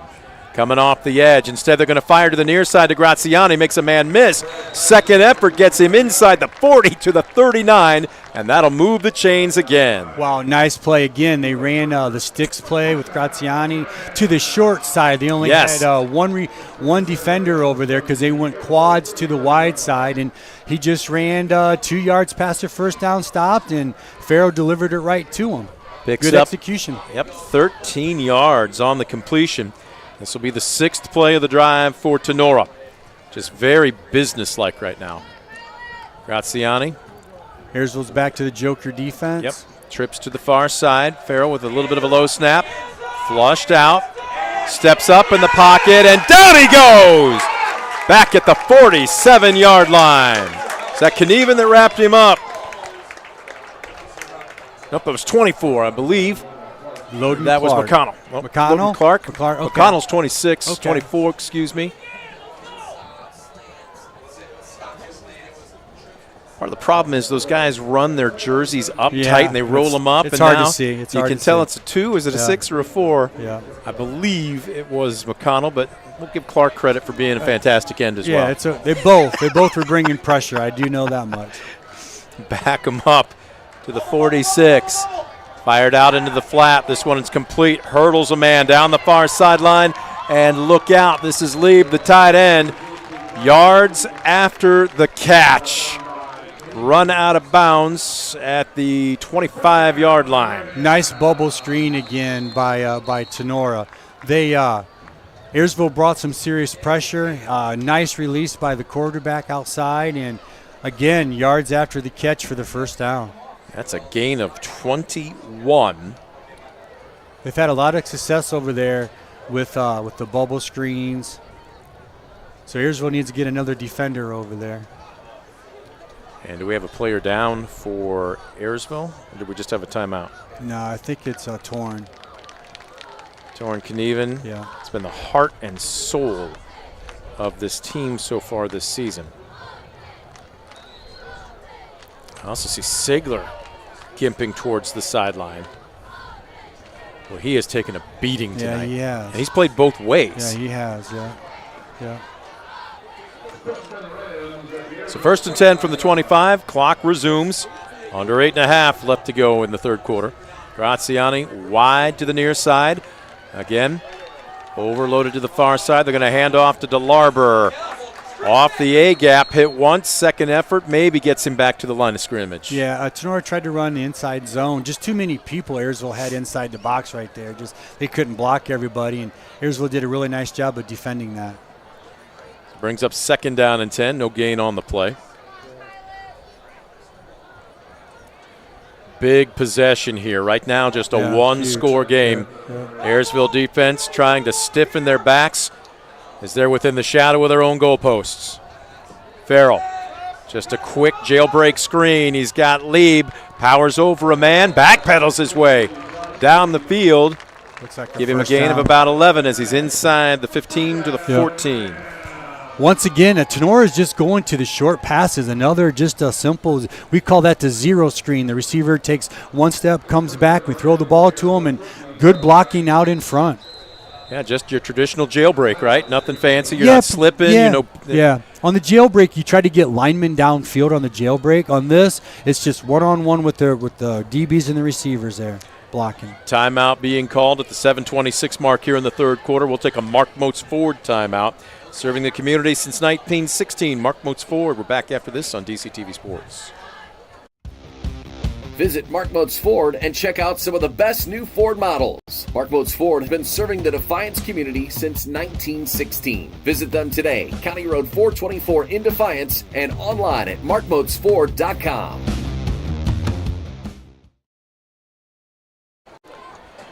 Back at Tinora, host Rams leading the visiting Pilots by a score of 7-0. It has been a defensive ball game. That team across the river, depends on which school you're talking about. Right. That's how they refer to each other. That's right. But right now the Rams opening up the second half with their first offensive series, and they have been methodical. This will be the 10th play of the drive. They are looking at 1st and 10 inside the Stambaugh Jewelers red zone. Stambaugh Jewelers, your trusted source for diamonds, fine jewelry, watches, and gifts. Stambaugh Jewelers has something for every occasion. Visit them today. Discover what they've been serving the community with since 1948. Coach says he's going to rush out and get his lovely wife a new diamond right after this, definitely. Right? Whoa, a little bit of a flip far side, cutting back. Lieb just simply, again, yards after the catch. Get your athletes the ball in space, and he scampers 13 for the touchdown. So here's what Ayersville's doing. Ayersville's running that joker defense. They're bringing 4, 5, 6 guys, and Tenora's reading it well. They're getting the ball out really fast, and they're just doing outside screens. They're letting their receivers block, getting it to the ball to one of their playmakers, and they're just moving the ball really well. Kick is up. Boy, that actually sliced a bit, but he tucks it inside the far upright, and it's good enough for a 14-0 lead at the 7:19 mark here in the third quarter.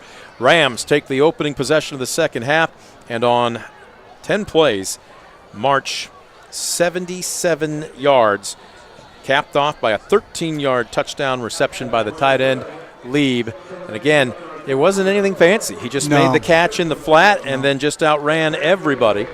Tinora did a couple things. They overcame some big second down and third down and long situations. That's number one. And number two is they chewed a bunch of time off of the clock. You know, and we know what type of offense Ayersville has, and time's going to be critical now as the game moves on. How about this on the evening? The young sophomore quarterback, literally in just his fourth start as a varsity player, Farrell for Tinora is 14 of 19 for 212 yards. He does have the one interception on the trip drill, but also 2 touchdowns this evening. This kid is playing well beyond his years. And what I like is he's staying calm because Ayersville is bringing everybody, and he's reading it. He's getting it out quick to his receivers, and give kudos to the receivers. They're doing a nice job of blocking too downfield. Standing deep to return, Knieven on the near side. I believe that is McConnell on the far side. This is I'm not sure what that was. That was not a very good kick. Not a very good kick. Take the ball at there. all, and absolutely take the penalty. And that is not something you see from a kicker the likes of Bishop's If I was caliber, Ayersville, I'd just take the ball right there, because I think it went out like at the 35-yard line. which would be basically the spot for the penalty anyway, correct? So yeah, pretty much. You're looking at 6 of one, half dozen of the other. Yeah. Ayersville's got a situation where they're starting quarterbacks on the bench right now. So Sigler's taking a pounding tonight. Yeah, I think he got hurt on defense, and trainer's looking at him right now. So if that's the case, my guess is we're going to see Zartman come in. And you're going to probably see a lot of handoffs. Yep. Again, underclassmen all the way around, but they have rotated. But Brady Zartman, a 6 foot, 185-pound sophomore, is now in at quarterback for Ayersville. Center quarterback exchange is going to be big right here. Under center. He's going to keep it, and he goes down in a swarm of green. Well, I don't know if that was that a busted play? Boy, something wasn't right on that. A lot of penetration. Everything looked really slow.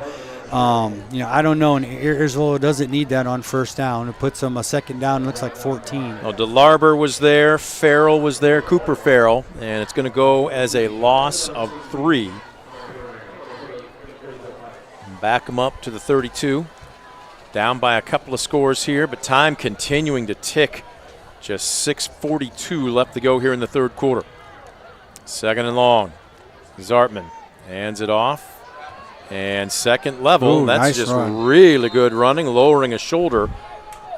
And again, Knieven, I asked him during his player profile interview, back in week number 2, I said, when you get to that next level, do you look to make a move and run around a guy or lower the shoulder and run through a guy?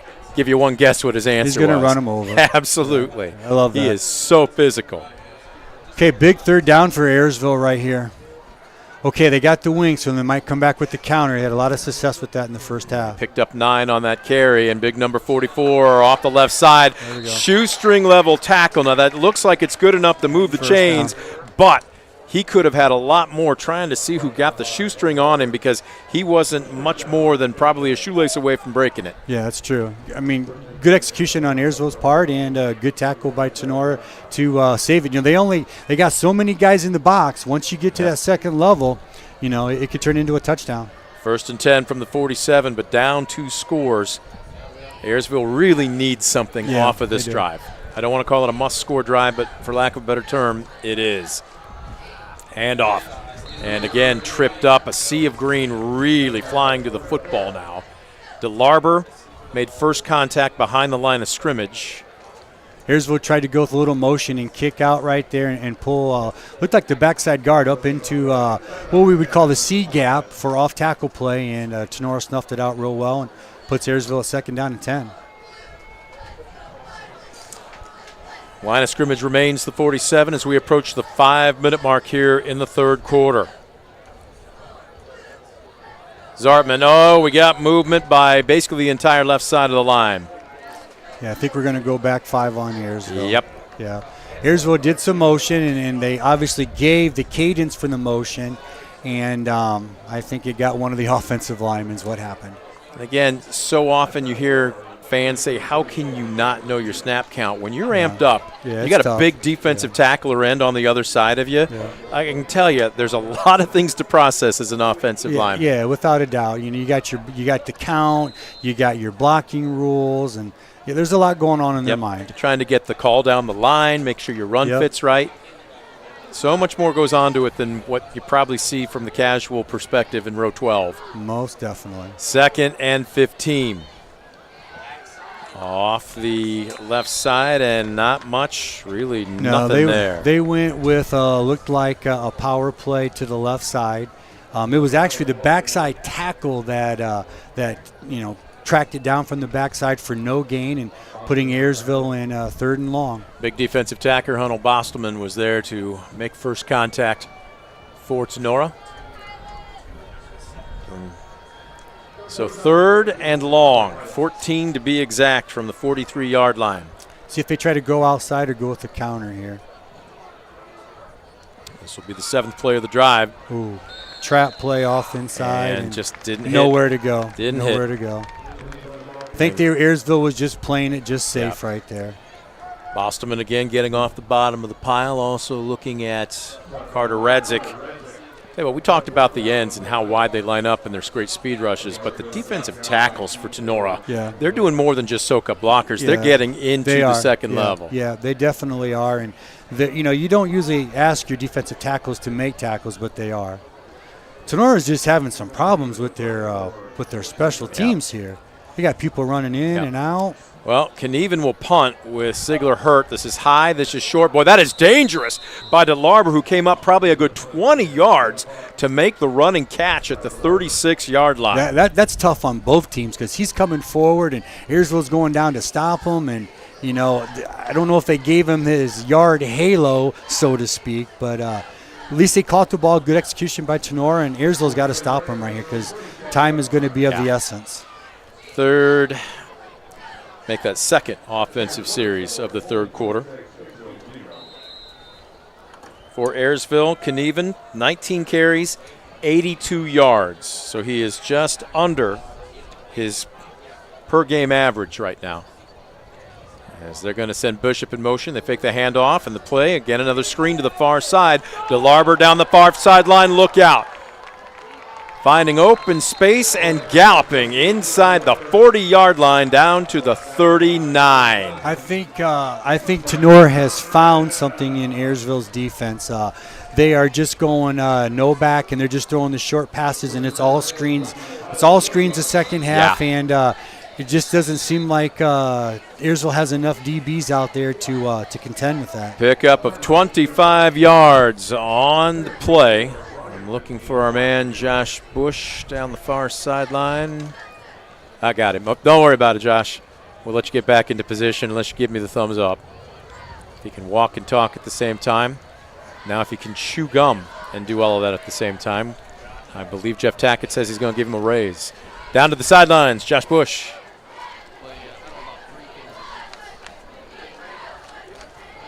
I don't know about 3 things at once, but I did make it over here to my camera guy. You guys are talking about the things that are happening for this Tinora, these little quick hitters. I want to give a quick shout out to Dylan Shuffle. He's been one of the key guys out in front making blocks for the other receivers down the field.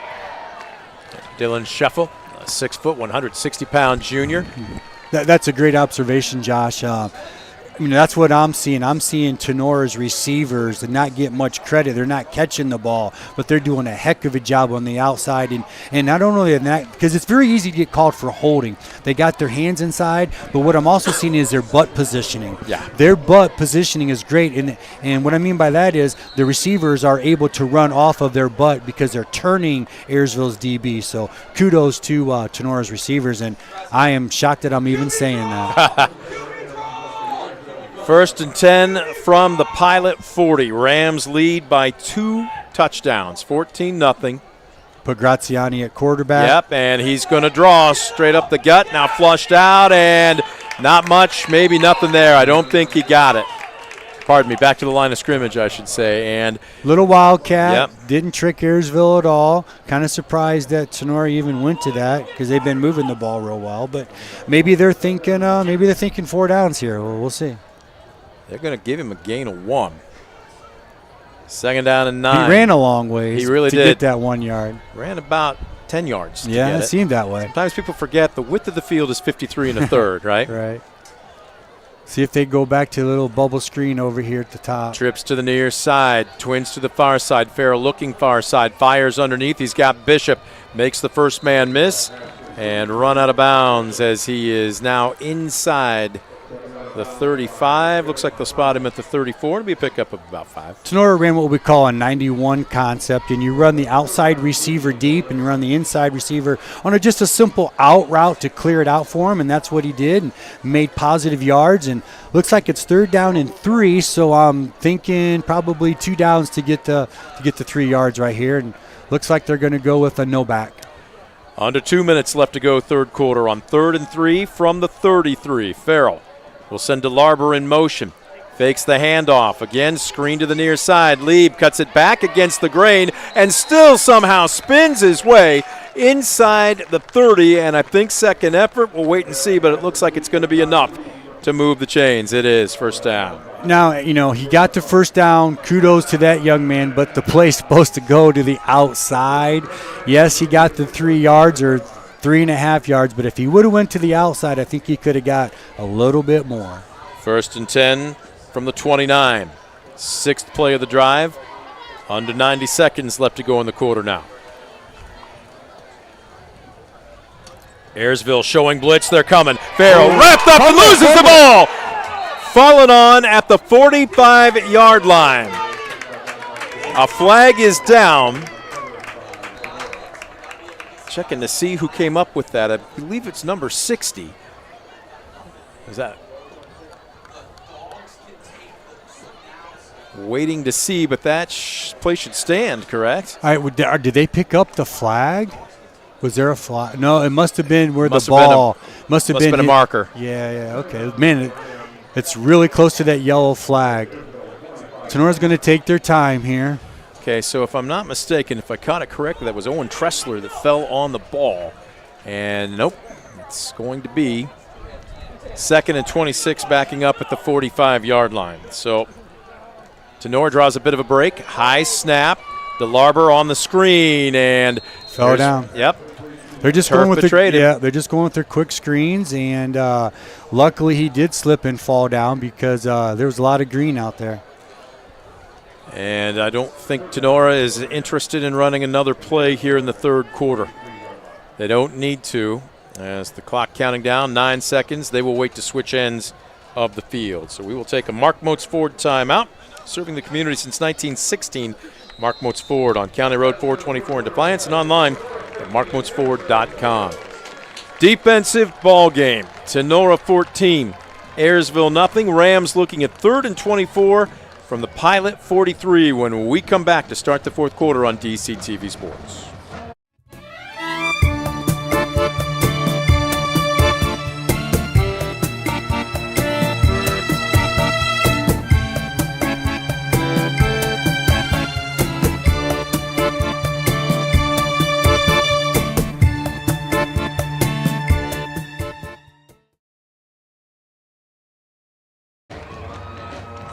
Back at Tinora, final 12 minutes of this ball game put up on the clock. They switch ends of the field. Rams 14, visiting Ayersville Pilots nothing. Brent Balbinock, Chris Dales, and our man on the sidelines, Josh Bush. Let's go down for a sideline report. Well, guys, we were talking about the receivers blocking downfield, and it's been really a team effort here for these Rams receivers.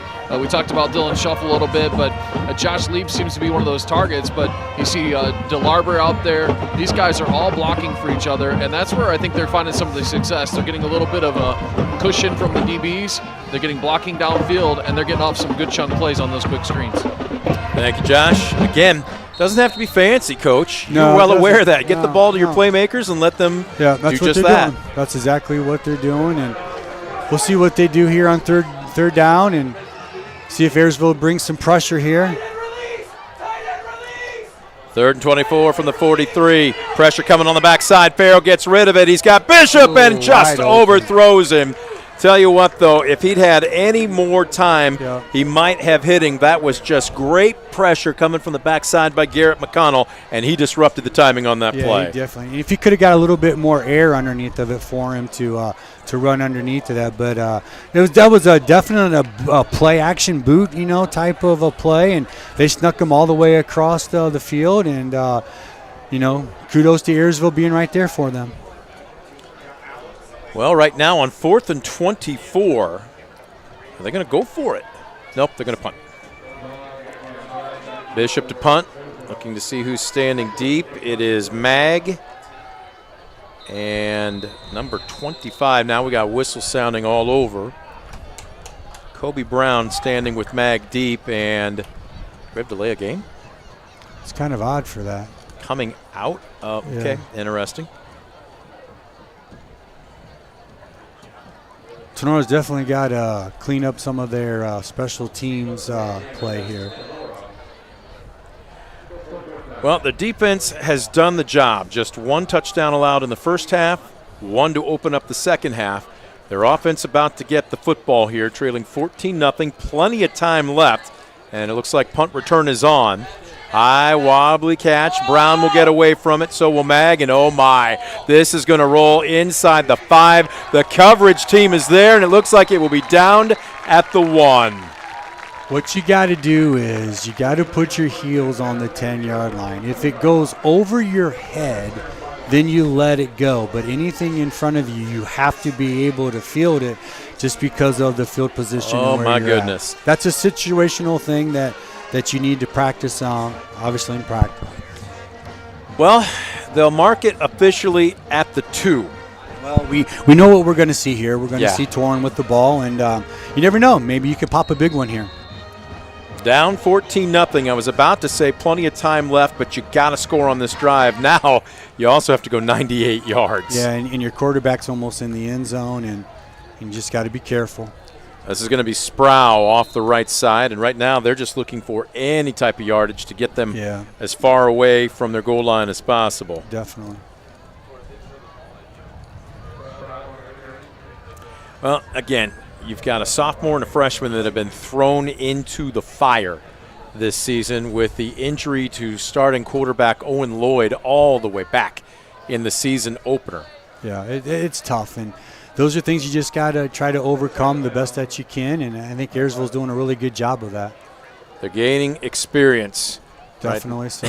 Knieven off the right side. Look out, tries to turn the corner. Ooh. And we got a late flag being thrown in the defensive backfield. You don't usually see that from the back judge, but it's going to be a holding call. Wow. Well, my question would be for you. What did he see? How could you see through that?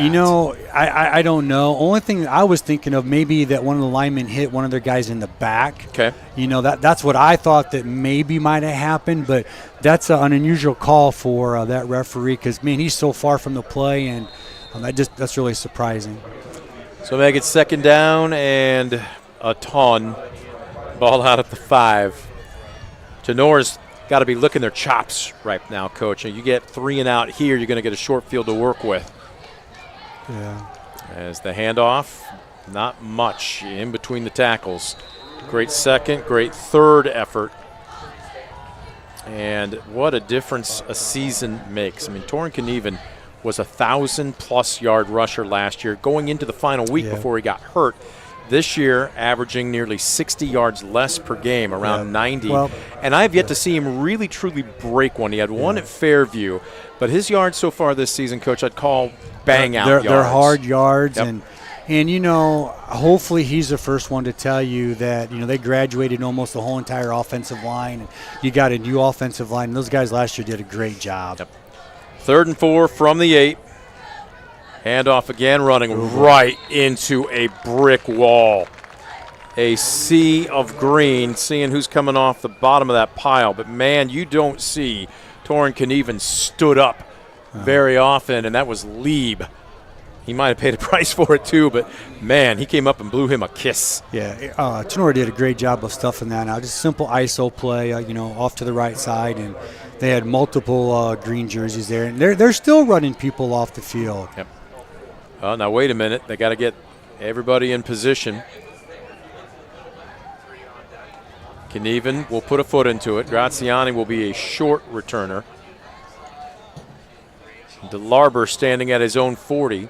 This is a high end-over-end kick. DeLarber makes the first man miss. There's an argument that his knee was down when he caught it. We've got a late flag. We may have a horse collar. Tackle being made as well. So the officials will have to sort this one out with 9:06 left to go in the fourth quarter.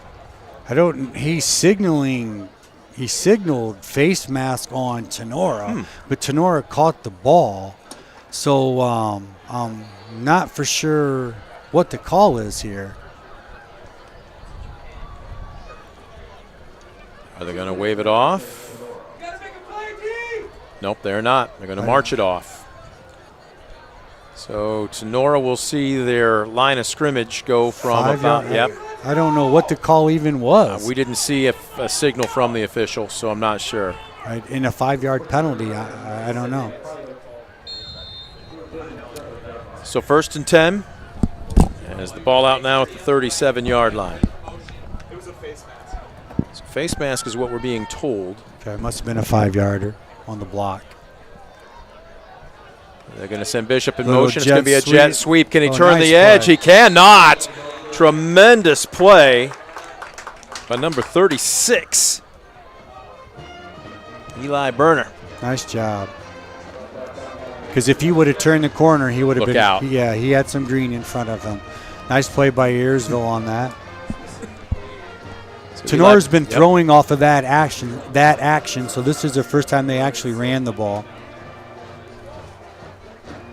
I don't know if they're trying to be conservative here and run some time off the clock or what. We'll see what they do here. 8.5 minutes left to go in the game on 2nd down and 9. Farrell bobbles the snap. He drops it. Look out. He still fires underneath and finds Bishop, who makes the first man miss and is dropped inside the 35 to the 36. Wow, what composure by the sophomore. The snap hit him in the hands. He dropped it. He picked it up. He found his receiver and connected on, looked like 6 yards. Puts him in a manageable 3rd down situation. Oh, wow. They're going to say the 31. Yeah. Okay. So 3rd and 4. Now under 8 minutes left to go in the contest. Already up 14-0. Tinora looking to put the cherry on top of the sundae. Farrell 2-step drop. Looks right. Throws off his back foot. He's got a man. Has the coverage beat. And just missed him by a couple of steps. He had... Yeah, I don't understand that on Tenora's part. The Tinora receiver had his guy beat by 2 or 3 yards. Yeah, and it's like he didn't even go after the ball. He go up and try to catch it. So big break for Ayersville, and let's see what they do here. Looks like Tinora might be going for it. This is interesting because I would have liked to have seen, again, Jacob Bishop get a shot at it here from this distance. What are we looking at? The 31, 7.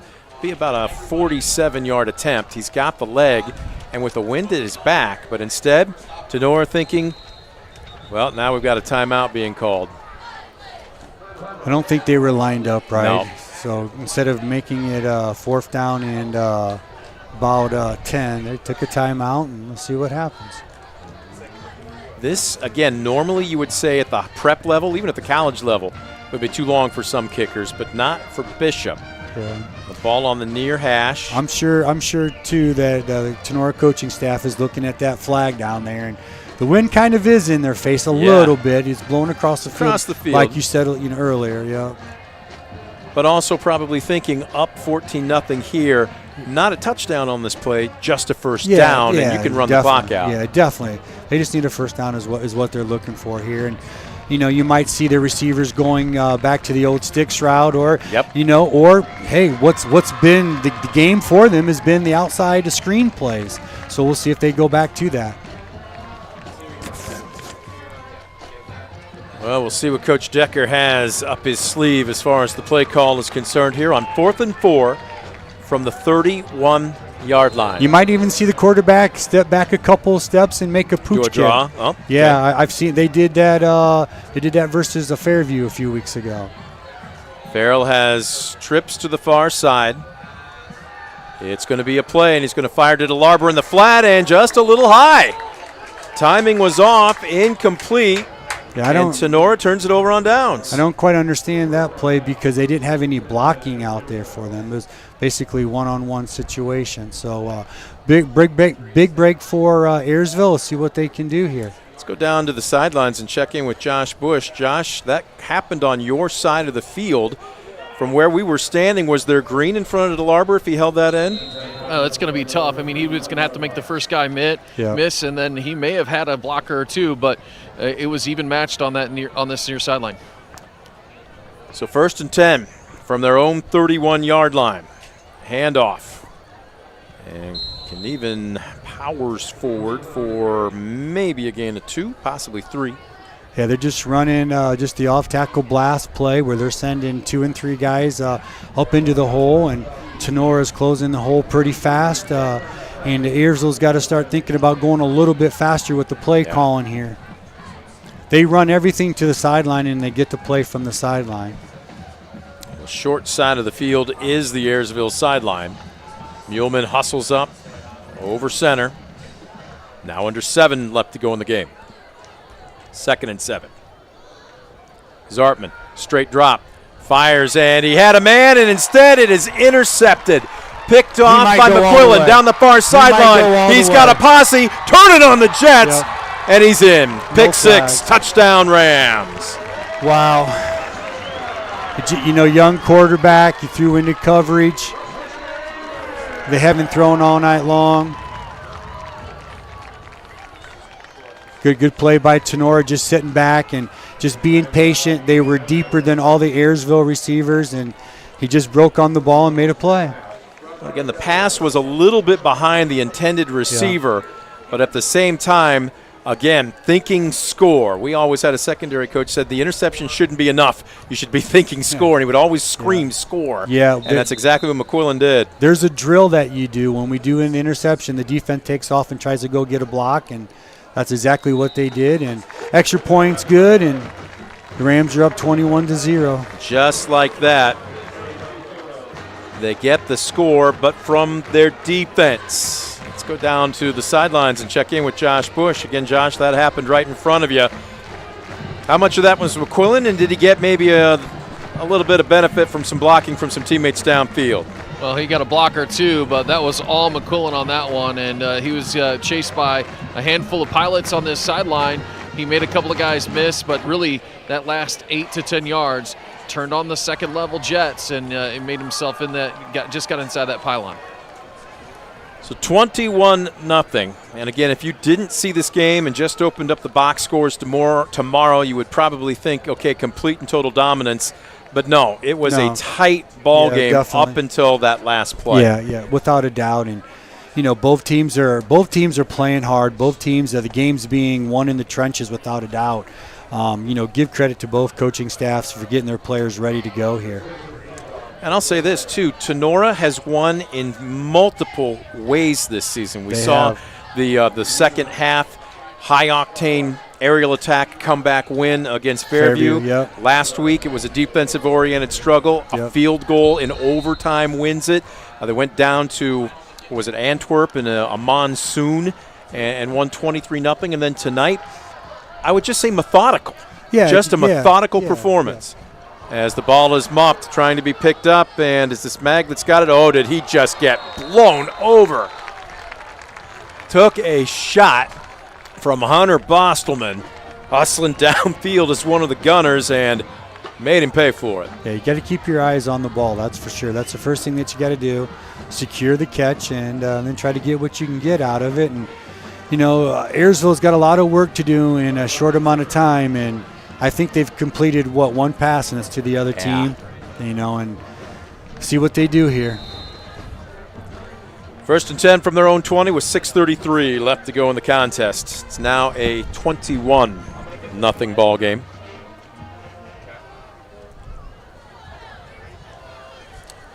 Zartman back to the counter. Again, back to the counter, and Sproul's got some room as he skips down to the 30.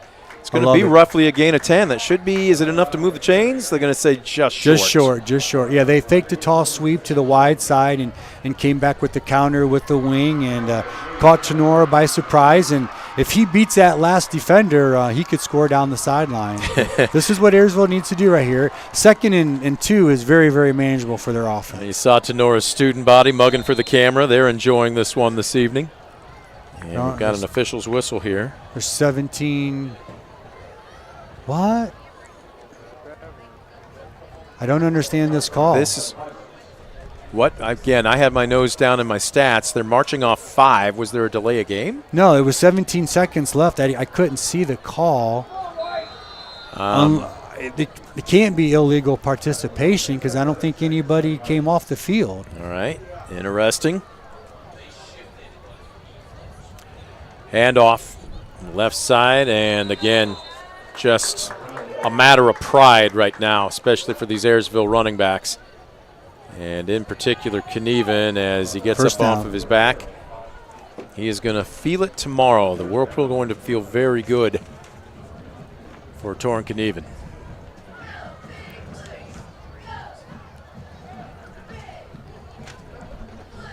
They need a little bit more sense of urgency. We got to get to the line and get some plays off right here for the Ayersville Pilots. Out to the 31. Oh, I thought maybe on the mesh point the ball had been lost. Yeah, it was. Okay. Good call. Torin, he had to reach back to get it. It was definitely on his hip, but he hung on to it. And looks like he got maybe a yard or 2 off of that. I'm sure things aren't, if Alex Ziegler's getting all the reps at quarterback and Brady Zartman, is coming in, I'm sure there's might be a few things he might be unsure of. Chemistry, it makes a difference. Yep. Oh, it does. It really, really does. 2nd and 8 from the 33.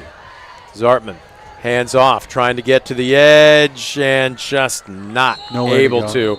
And that's just a great job by Tenora's defense. It wasn't just 1 or 2 players that feathered him out. It was everybody. I mean, it's Graziani. See Bishop looking at a couple of the bigger linemen, also sticking their nose in on things. Alex Shoblin. They tried to get off tackle, and Tinora just wasn't having it. And like you said, that was a host of Rams that was just there waiting for him. And this is where you don't want to be for Ayersville. It's 3rd down and 7. From the 34. See if we see a counter play. Sproul hurdles a man, and quickly that daylight just disappeared as he crosses the 35. You definitely got to go for it. And maybe that's what they were thinking. Just let's get a couple and let's try to make this close. And I'm sure that we're going to see number 44 with the ball right here. Yeah, Cooper Farrell. Also, Owen Sampson just gave him a big bear hug and took him to the turf. So 4th and 5 with less than 4 minutes left to go. They will go for it on 4th down.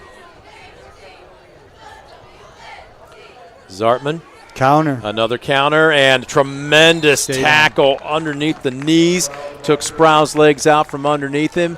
Cooper Farrell yet again. Yeah. Once again, Ayersville went to the fake toss sweep to the wide side, went with the counter back, and if that young man doesn't make the tackle, Ayersville's going to get the 1st down, but he made a heck of a play on that. How often have we talked about this? If you're on offense, especially on the backside of a play, I don't want to say what you do doesn't matter, but you can get away with maybe not being sharp. But if you are on defense, even one player, half a step out of position makes a difference. There's no plays off on defense. Not with the way the schemes are nowadays. You definitely you got to be on your A game. So 1st and 10 from the Ayersville 36. We got a flag, and I believe we got a false start. Yep. Looks like Tenora's going to go to a 2-back backfield, which we've only seen maybe once or twice tonight, and I think they're just going to try to run out the clock here. Coach Decker has seen what he needs to see. They got a push from Ayersville tonight, but just too much firepower on this Rams roster. Yeah, and give credit to their short passing game and give credit to them recognizing what Ayersville was doing to them defensively.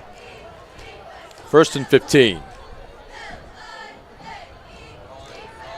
Farrell, hands off. 2nd back. They're punching, they're scratching, they're clawing at that football. And hanging on to it is Devin Llewellyn. Yeah.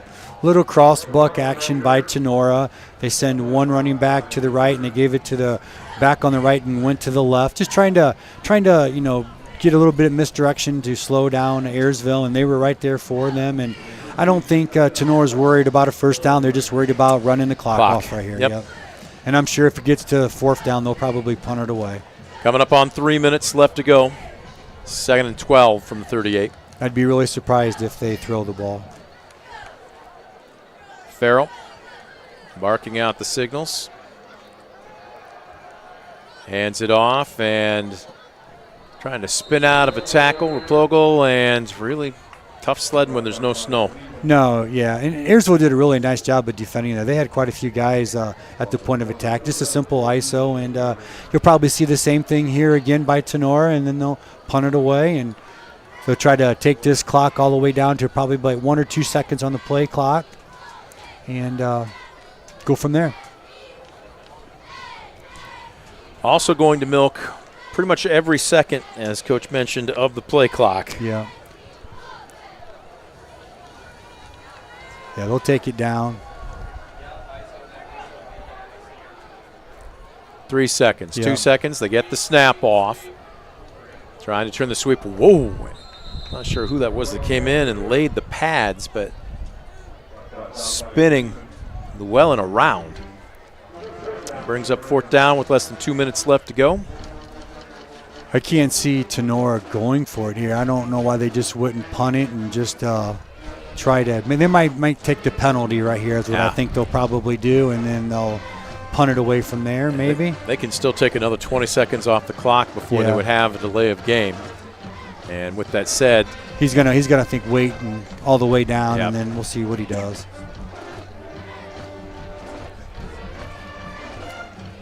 Four seconds, and 2 seconds. Timeout. Timeout. There we go. So Coach They'll Decker call him company, over and see what they do here. Playing a little bit of chess right now, just seeing what he can do to good call. Milk every last second. Yep. $1:15 left to go on the clock. Rams will move to 5-3 overall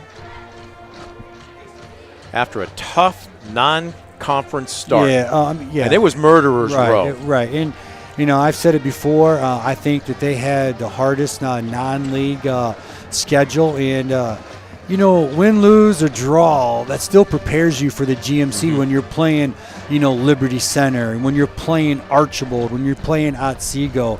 You have to learn how to play physical. And you saw that tonight, and I think that was the difference in the game. And their offense and defensive line, especially their defensive line and linebackers, being able to control Ayersville's running game. Well, and let's just be honest, the scoreboard is the only stat that matters. It and is I'm true. not going to open up an old wound. No, it does. You're but there right. should have been at least one, and they honestly feel they should have been 2-1 coming out of the non-conference part of their schedule. Yeah. But as you mentioned, what doesn't kill you makes you stronger, right? And I think that's what it's doing, and they're going to be in the lead for the GMC title, and it's going to make them stronger during the playoffs. Low line drive kick and getting out of the way, and again, great coverage. Did they keep it from going into the end zone? Boy, almost. He had to think about it. That was Llewellyn on a dead sprint and almost made, I'd say, arguably the play of the game. Yeah, definitely. And, and great learning lessons here for Tinora. He probably should have batted it back. Great learning lessons here for Ayersville when they watch a film. You got to feel that, especially where you're at in the situation. And they got some young players out there. I think exactly. That, they'll only get better, as the year goes on and as time goes on. So with 1:06 left to go in the contest, down 21-0, Ayersville will get the ball back one last time. Zartman, hands off. This is what we used to call just a slam. That's a full-back power dive. And trying to get a number on the young man. Is it? I thought it was torn. Around. It is Knieven. Yeah. His uniform is so dirty right now. It's tough to see the gold on the numbers. Yeah. The young man just got to stay positive. I'm sure he's frustrated with, his big year in yards last year. And you just got to keep pumping up the young offensive line and just keep getting better. 33 seconds and counting. Knieven A little bit of pride as he gets to the second level. Look out, he's off to the races. He was looking for somebody behind him to stiff arm. He wanted contact as he's out across midfield, out to about the 45-yard line. That was definitely Ayersville's best play of the night. Just a simple off-tackle play and big yardage for them. That'll send him over 100 yards as we will check. I'm keeping an eye on Josh Bush down on the sidelines. We expect he'll be able to get Coach Decker for a post-game interview, maybe a player or two.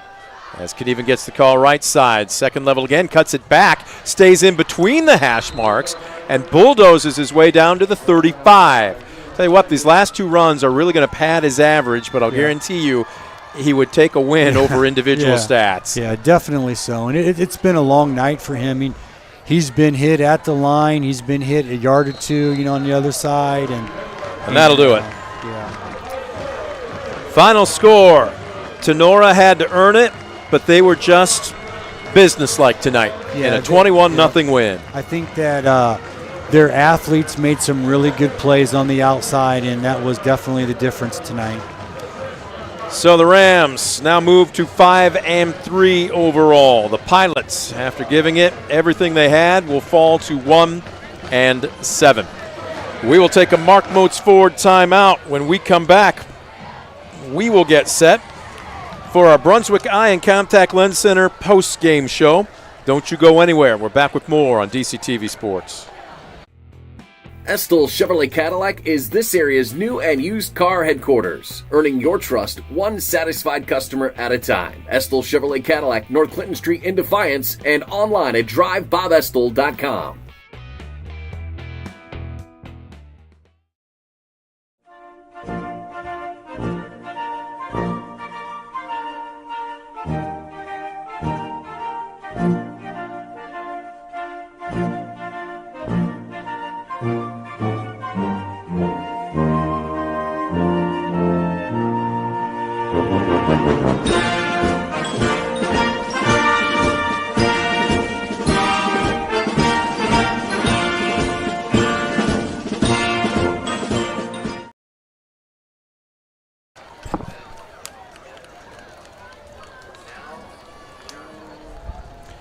Back at Tinora, final score, Rams 21, Ayersville Pilots nothing, as the river rivalry for another season is in the books, and Tinora continues to keep firing on all pistons as they have now won 5 in a row.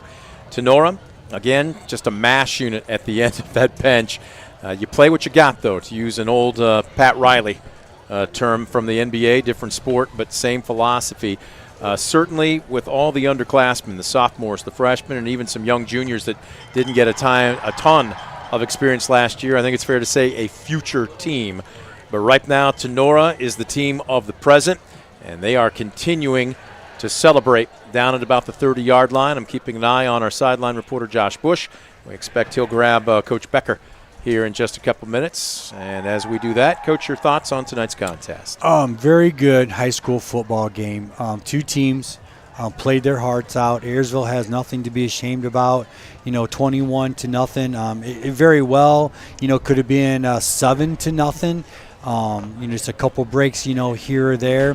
But both coaching staffs got to be pleased in the progress that their teams are making. And Tinora now being undefeated in the league, they're top of the league, and I'm sure that that's one of their major goals. And in Ayersville, we just got to work on getting better each and every week. And I'm sure that they're looking to the future. I've talked to some of the kids in class and stuff, and they got a bunch of kids returning, and they're just working to get better, and that's all that they can do right now. And that's what you have to do when you're in this situation.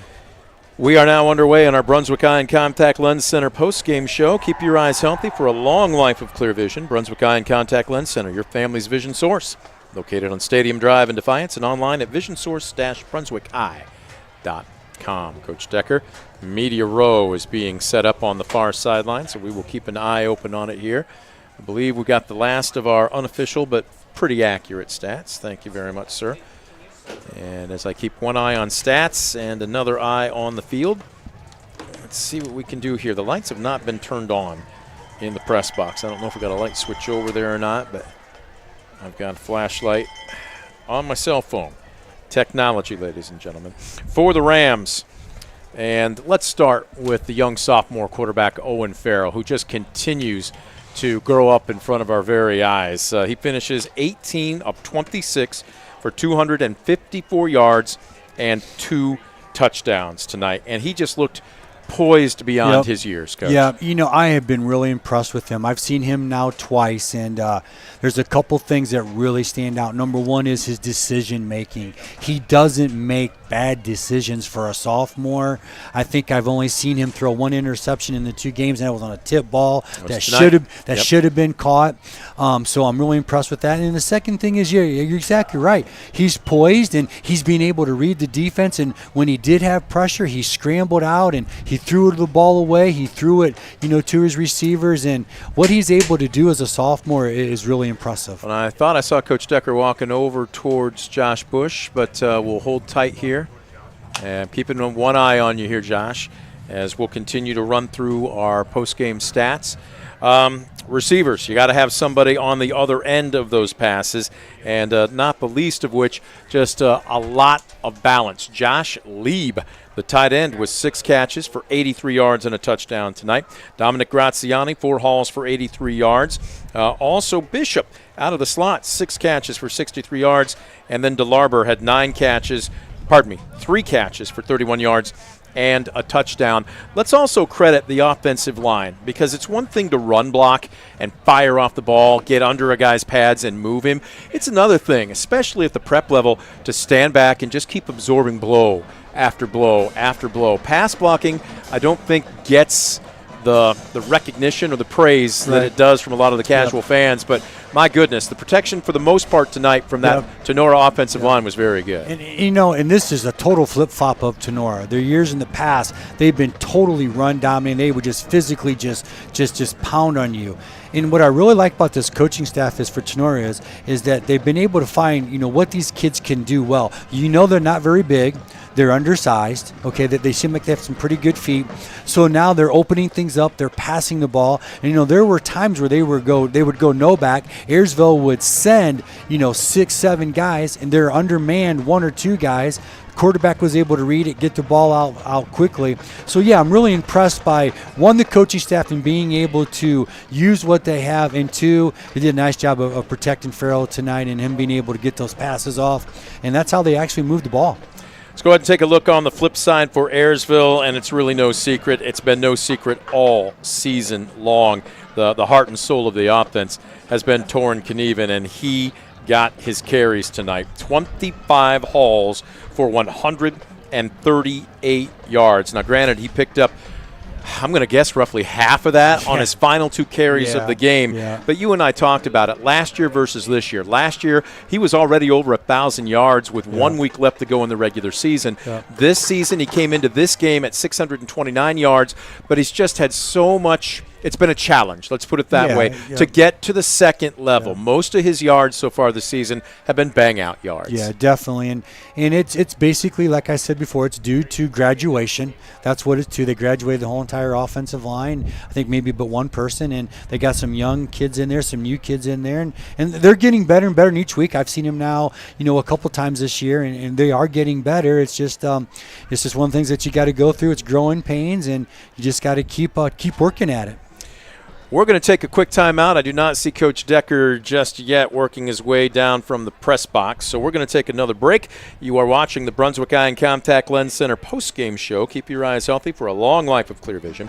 Brunswick Eye and Contact Lens Center, your family's vision source. Stadium Drive in Defiance and online at visionsource-brunswickeye.com. Back with more right after this. You're watching DCTV Sports. Brunswick Eye and Contact Lens Center. Personalized service and quality products in a friendly and caring atmosphere. Schedule your appointment today. Brunswick Eye and Contact Lens Center. Stadium Drive in Defiance and online at visionsource-brunswickeye.com.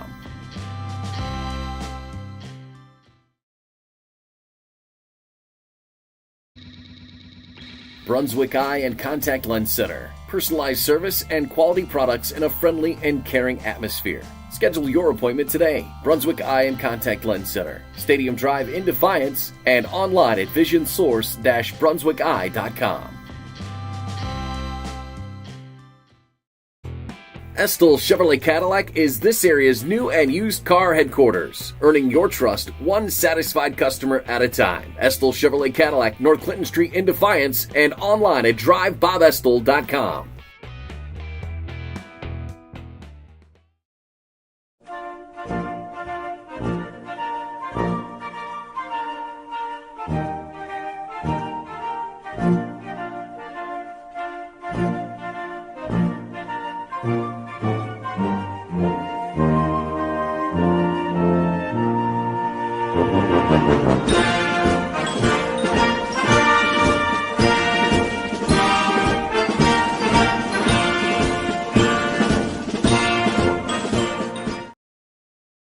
For the past 70 years, Midwest Community Federal Credit Union has been your financial partner, helping you achieve your dreams and secure your future. Midwest Community Federal Credit Union, with locations in Defiance, Bryan, and Napoleon. Find out more at midwestcommunity.org.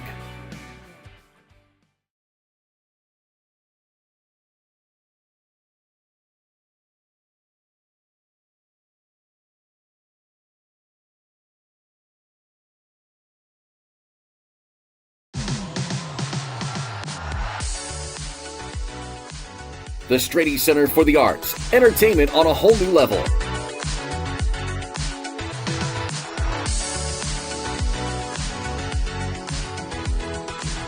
The Strady Center for the Arts presents a full lineup of culture and entertainment right here in our community.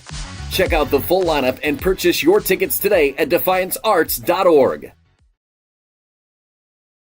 Stamball Jewelers is your trusted source for diamonds, fine jewelry, watches, and gifts. Whether you're looking for a dazzling engagement ring, a timeless anniversary gift, or a present for someone special, Stamball Jewelers has something for every occasion. Visit us today and discover why we've been serving the community since 1948. Back at Tinora, the Brunswick Eye and Contact Lens Center post-game show continues as Coach Decker running the media gauntlet, but with a 21-0 win in the River rivalry. The Rams, you see 4-3, now make that 5-3, and more specifically 5-0 in the GMC. Ayersville, again, you're looking at a future team in the Pilots. Yeah. They fall to 1-6. Overall, still looking for, again, another win in conference play, but a situation here where now, if you are Tinora, you've done everything that you could have possibly asked once the non-conference season finished. You are in the driver's seat now. You control your own destiny. It's not over with, but you can you don't have to scoreboard watch. No, yeah, definitely.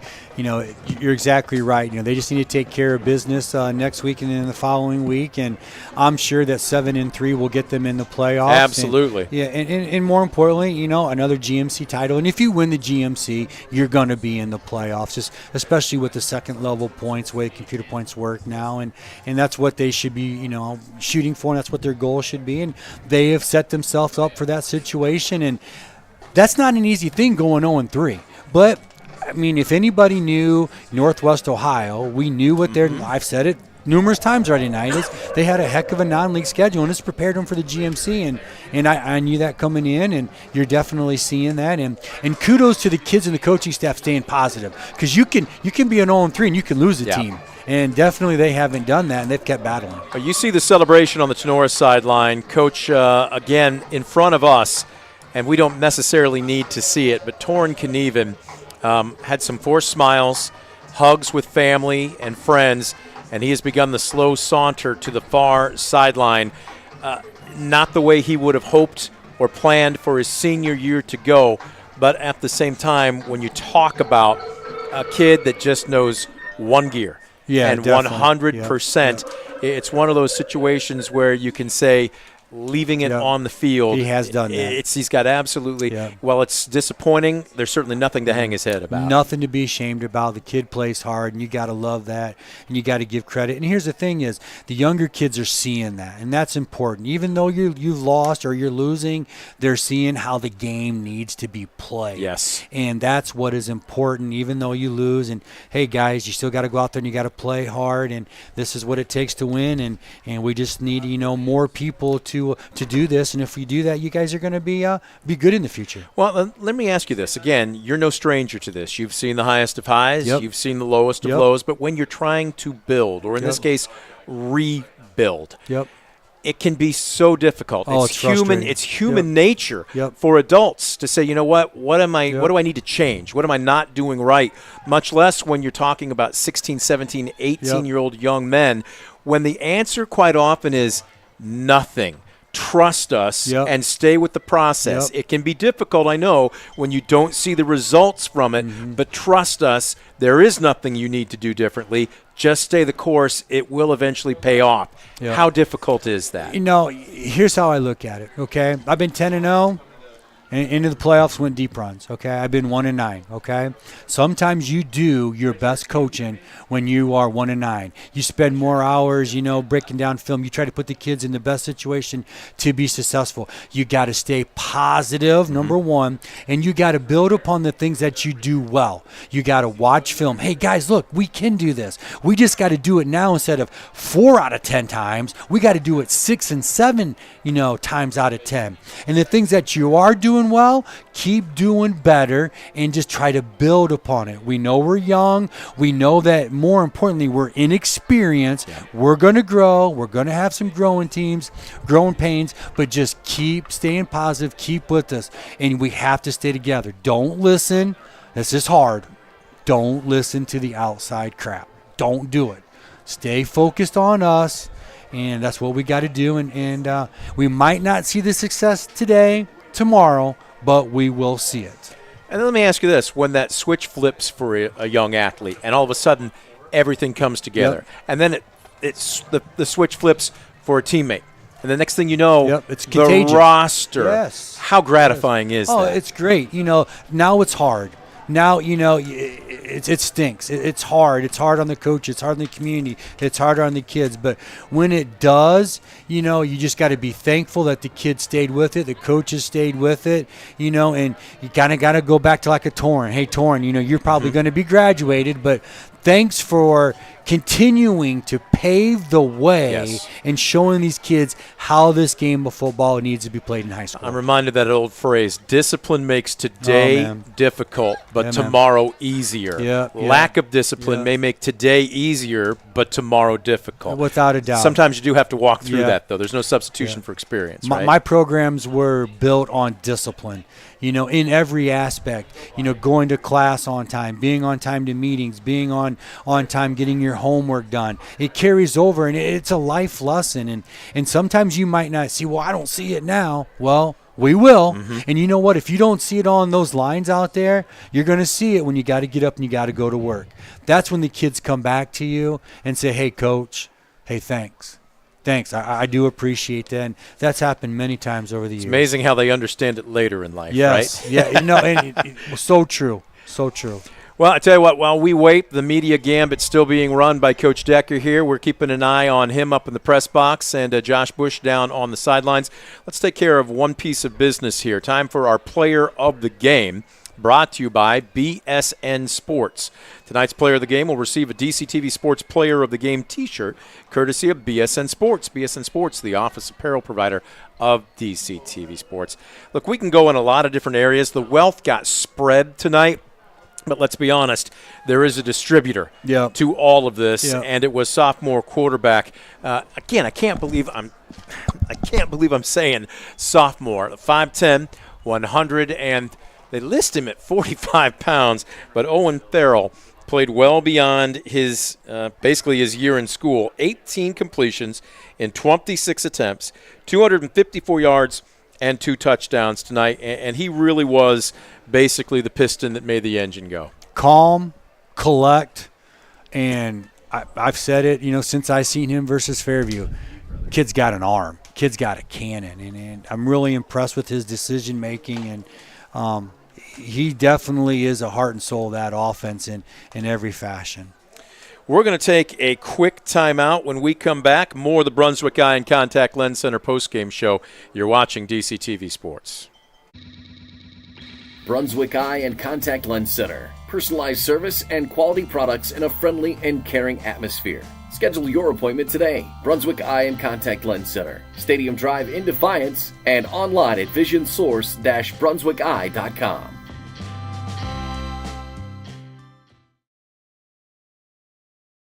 Stamball Jewelers is your trusted source for diamonds, fine jewelry, watches, and gifts. Whether you're looking for a dazzling engagement ring, a timeless anniversary gift, or a present for someone special, Stamball Jewelers has something for every occasion. Visit us today and discover why we've been serving the community since 1948.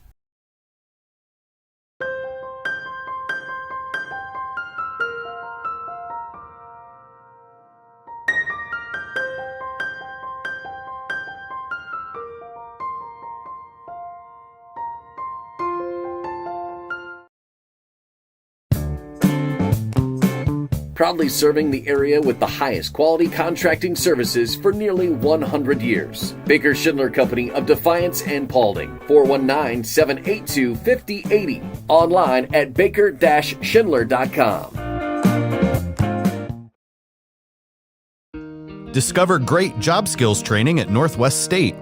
With over 50 different programs available, there is something for everyone. Providing hands-on training and education is the community college advantage. Simplify your everyday banking with convenient account options and digital banking features that fit your unique lifestyle. Premier Bank, everyday banking solutions designed for you. Explore solutions today at yourpremierbank.com.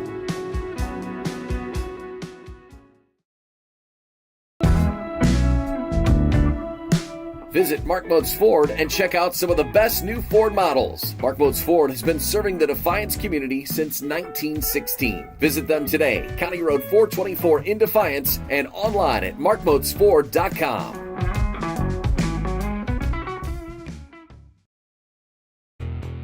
Estill Chevrolet Cadillac is this area's new and used car headquarters, earning your trust one satisfied customer at a time. Estill Chevrolet Cadillac, North Clinton Street in Defiance, and online at drivebobestill.com.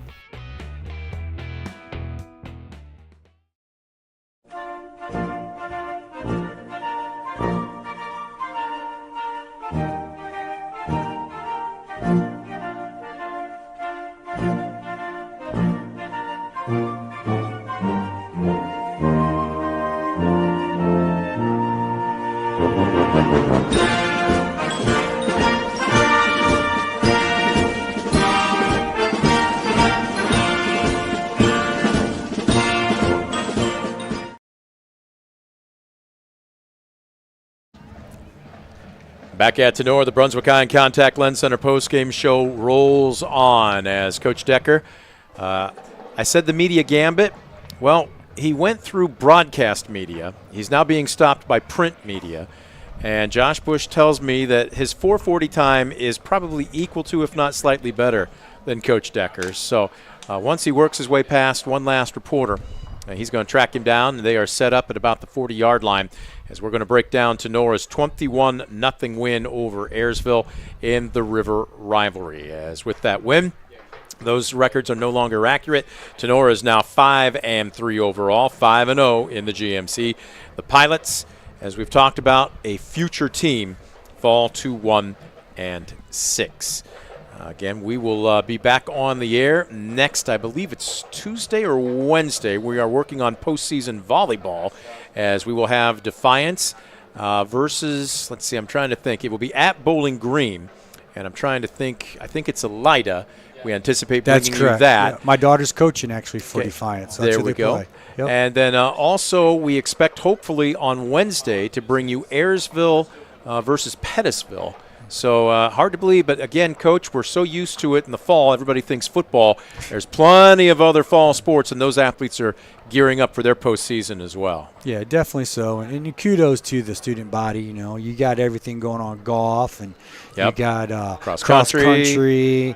You got tennis going on, I believe, and girls tennis, that is. And so, yeah, you know, kudos to all those kids that are involved in showing off their talents. Again, Josh, if you wanted to maybe grab a player to help Phil, we could certainly do that as well, as I see some still kind of mulling around on the field. But keeping an eye out on your backside. I got your 6. keeping an eye out on Coach Decker, who is standing. Where is he? He is basically on the platform, the lowest level of the bleachers, doing a newspaper interview. But I believe he might be wrapping that up. We've got plenty to talk about as Tinora wins tonight by a score of 21-0. We've been talking offense, and he's just finished up. He has just finished up, so we will keep it here as Coach Becker making the walk back across the track. Go get him, Josh. Yep, and plenty of well-wishers. Looks like maybe some family members stopping to talk to, maybe a student or two. He's the man of the hour right now.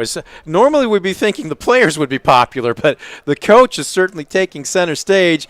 And tell him he was worth the wait, or at least the challenge is to have him be worth the wait, as he's talking with some of his assistants right now.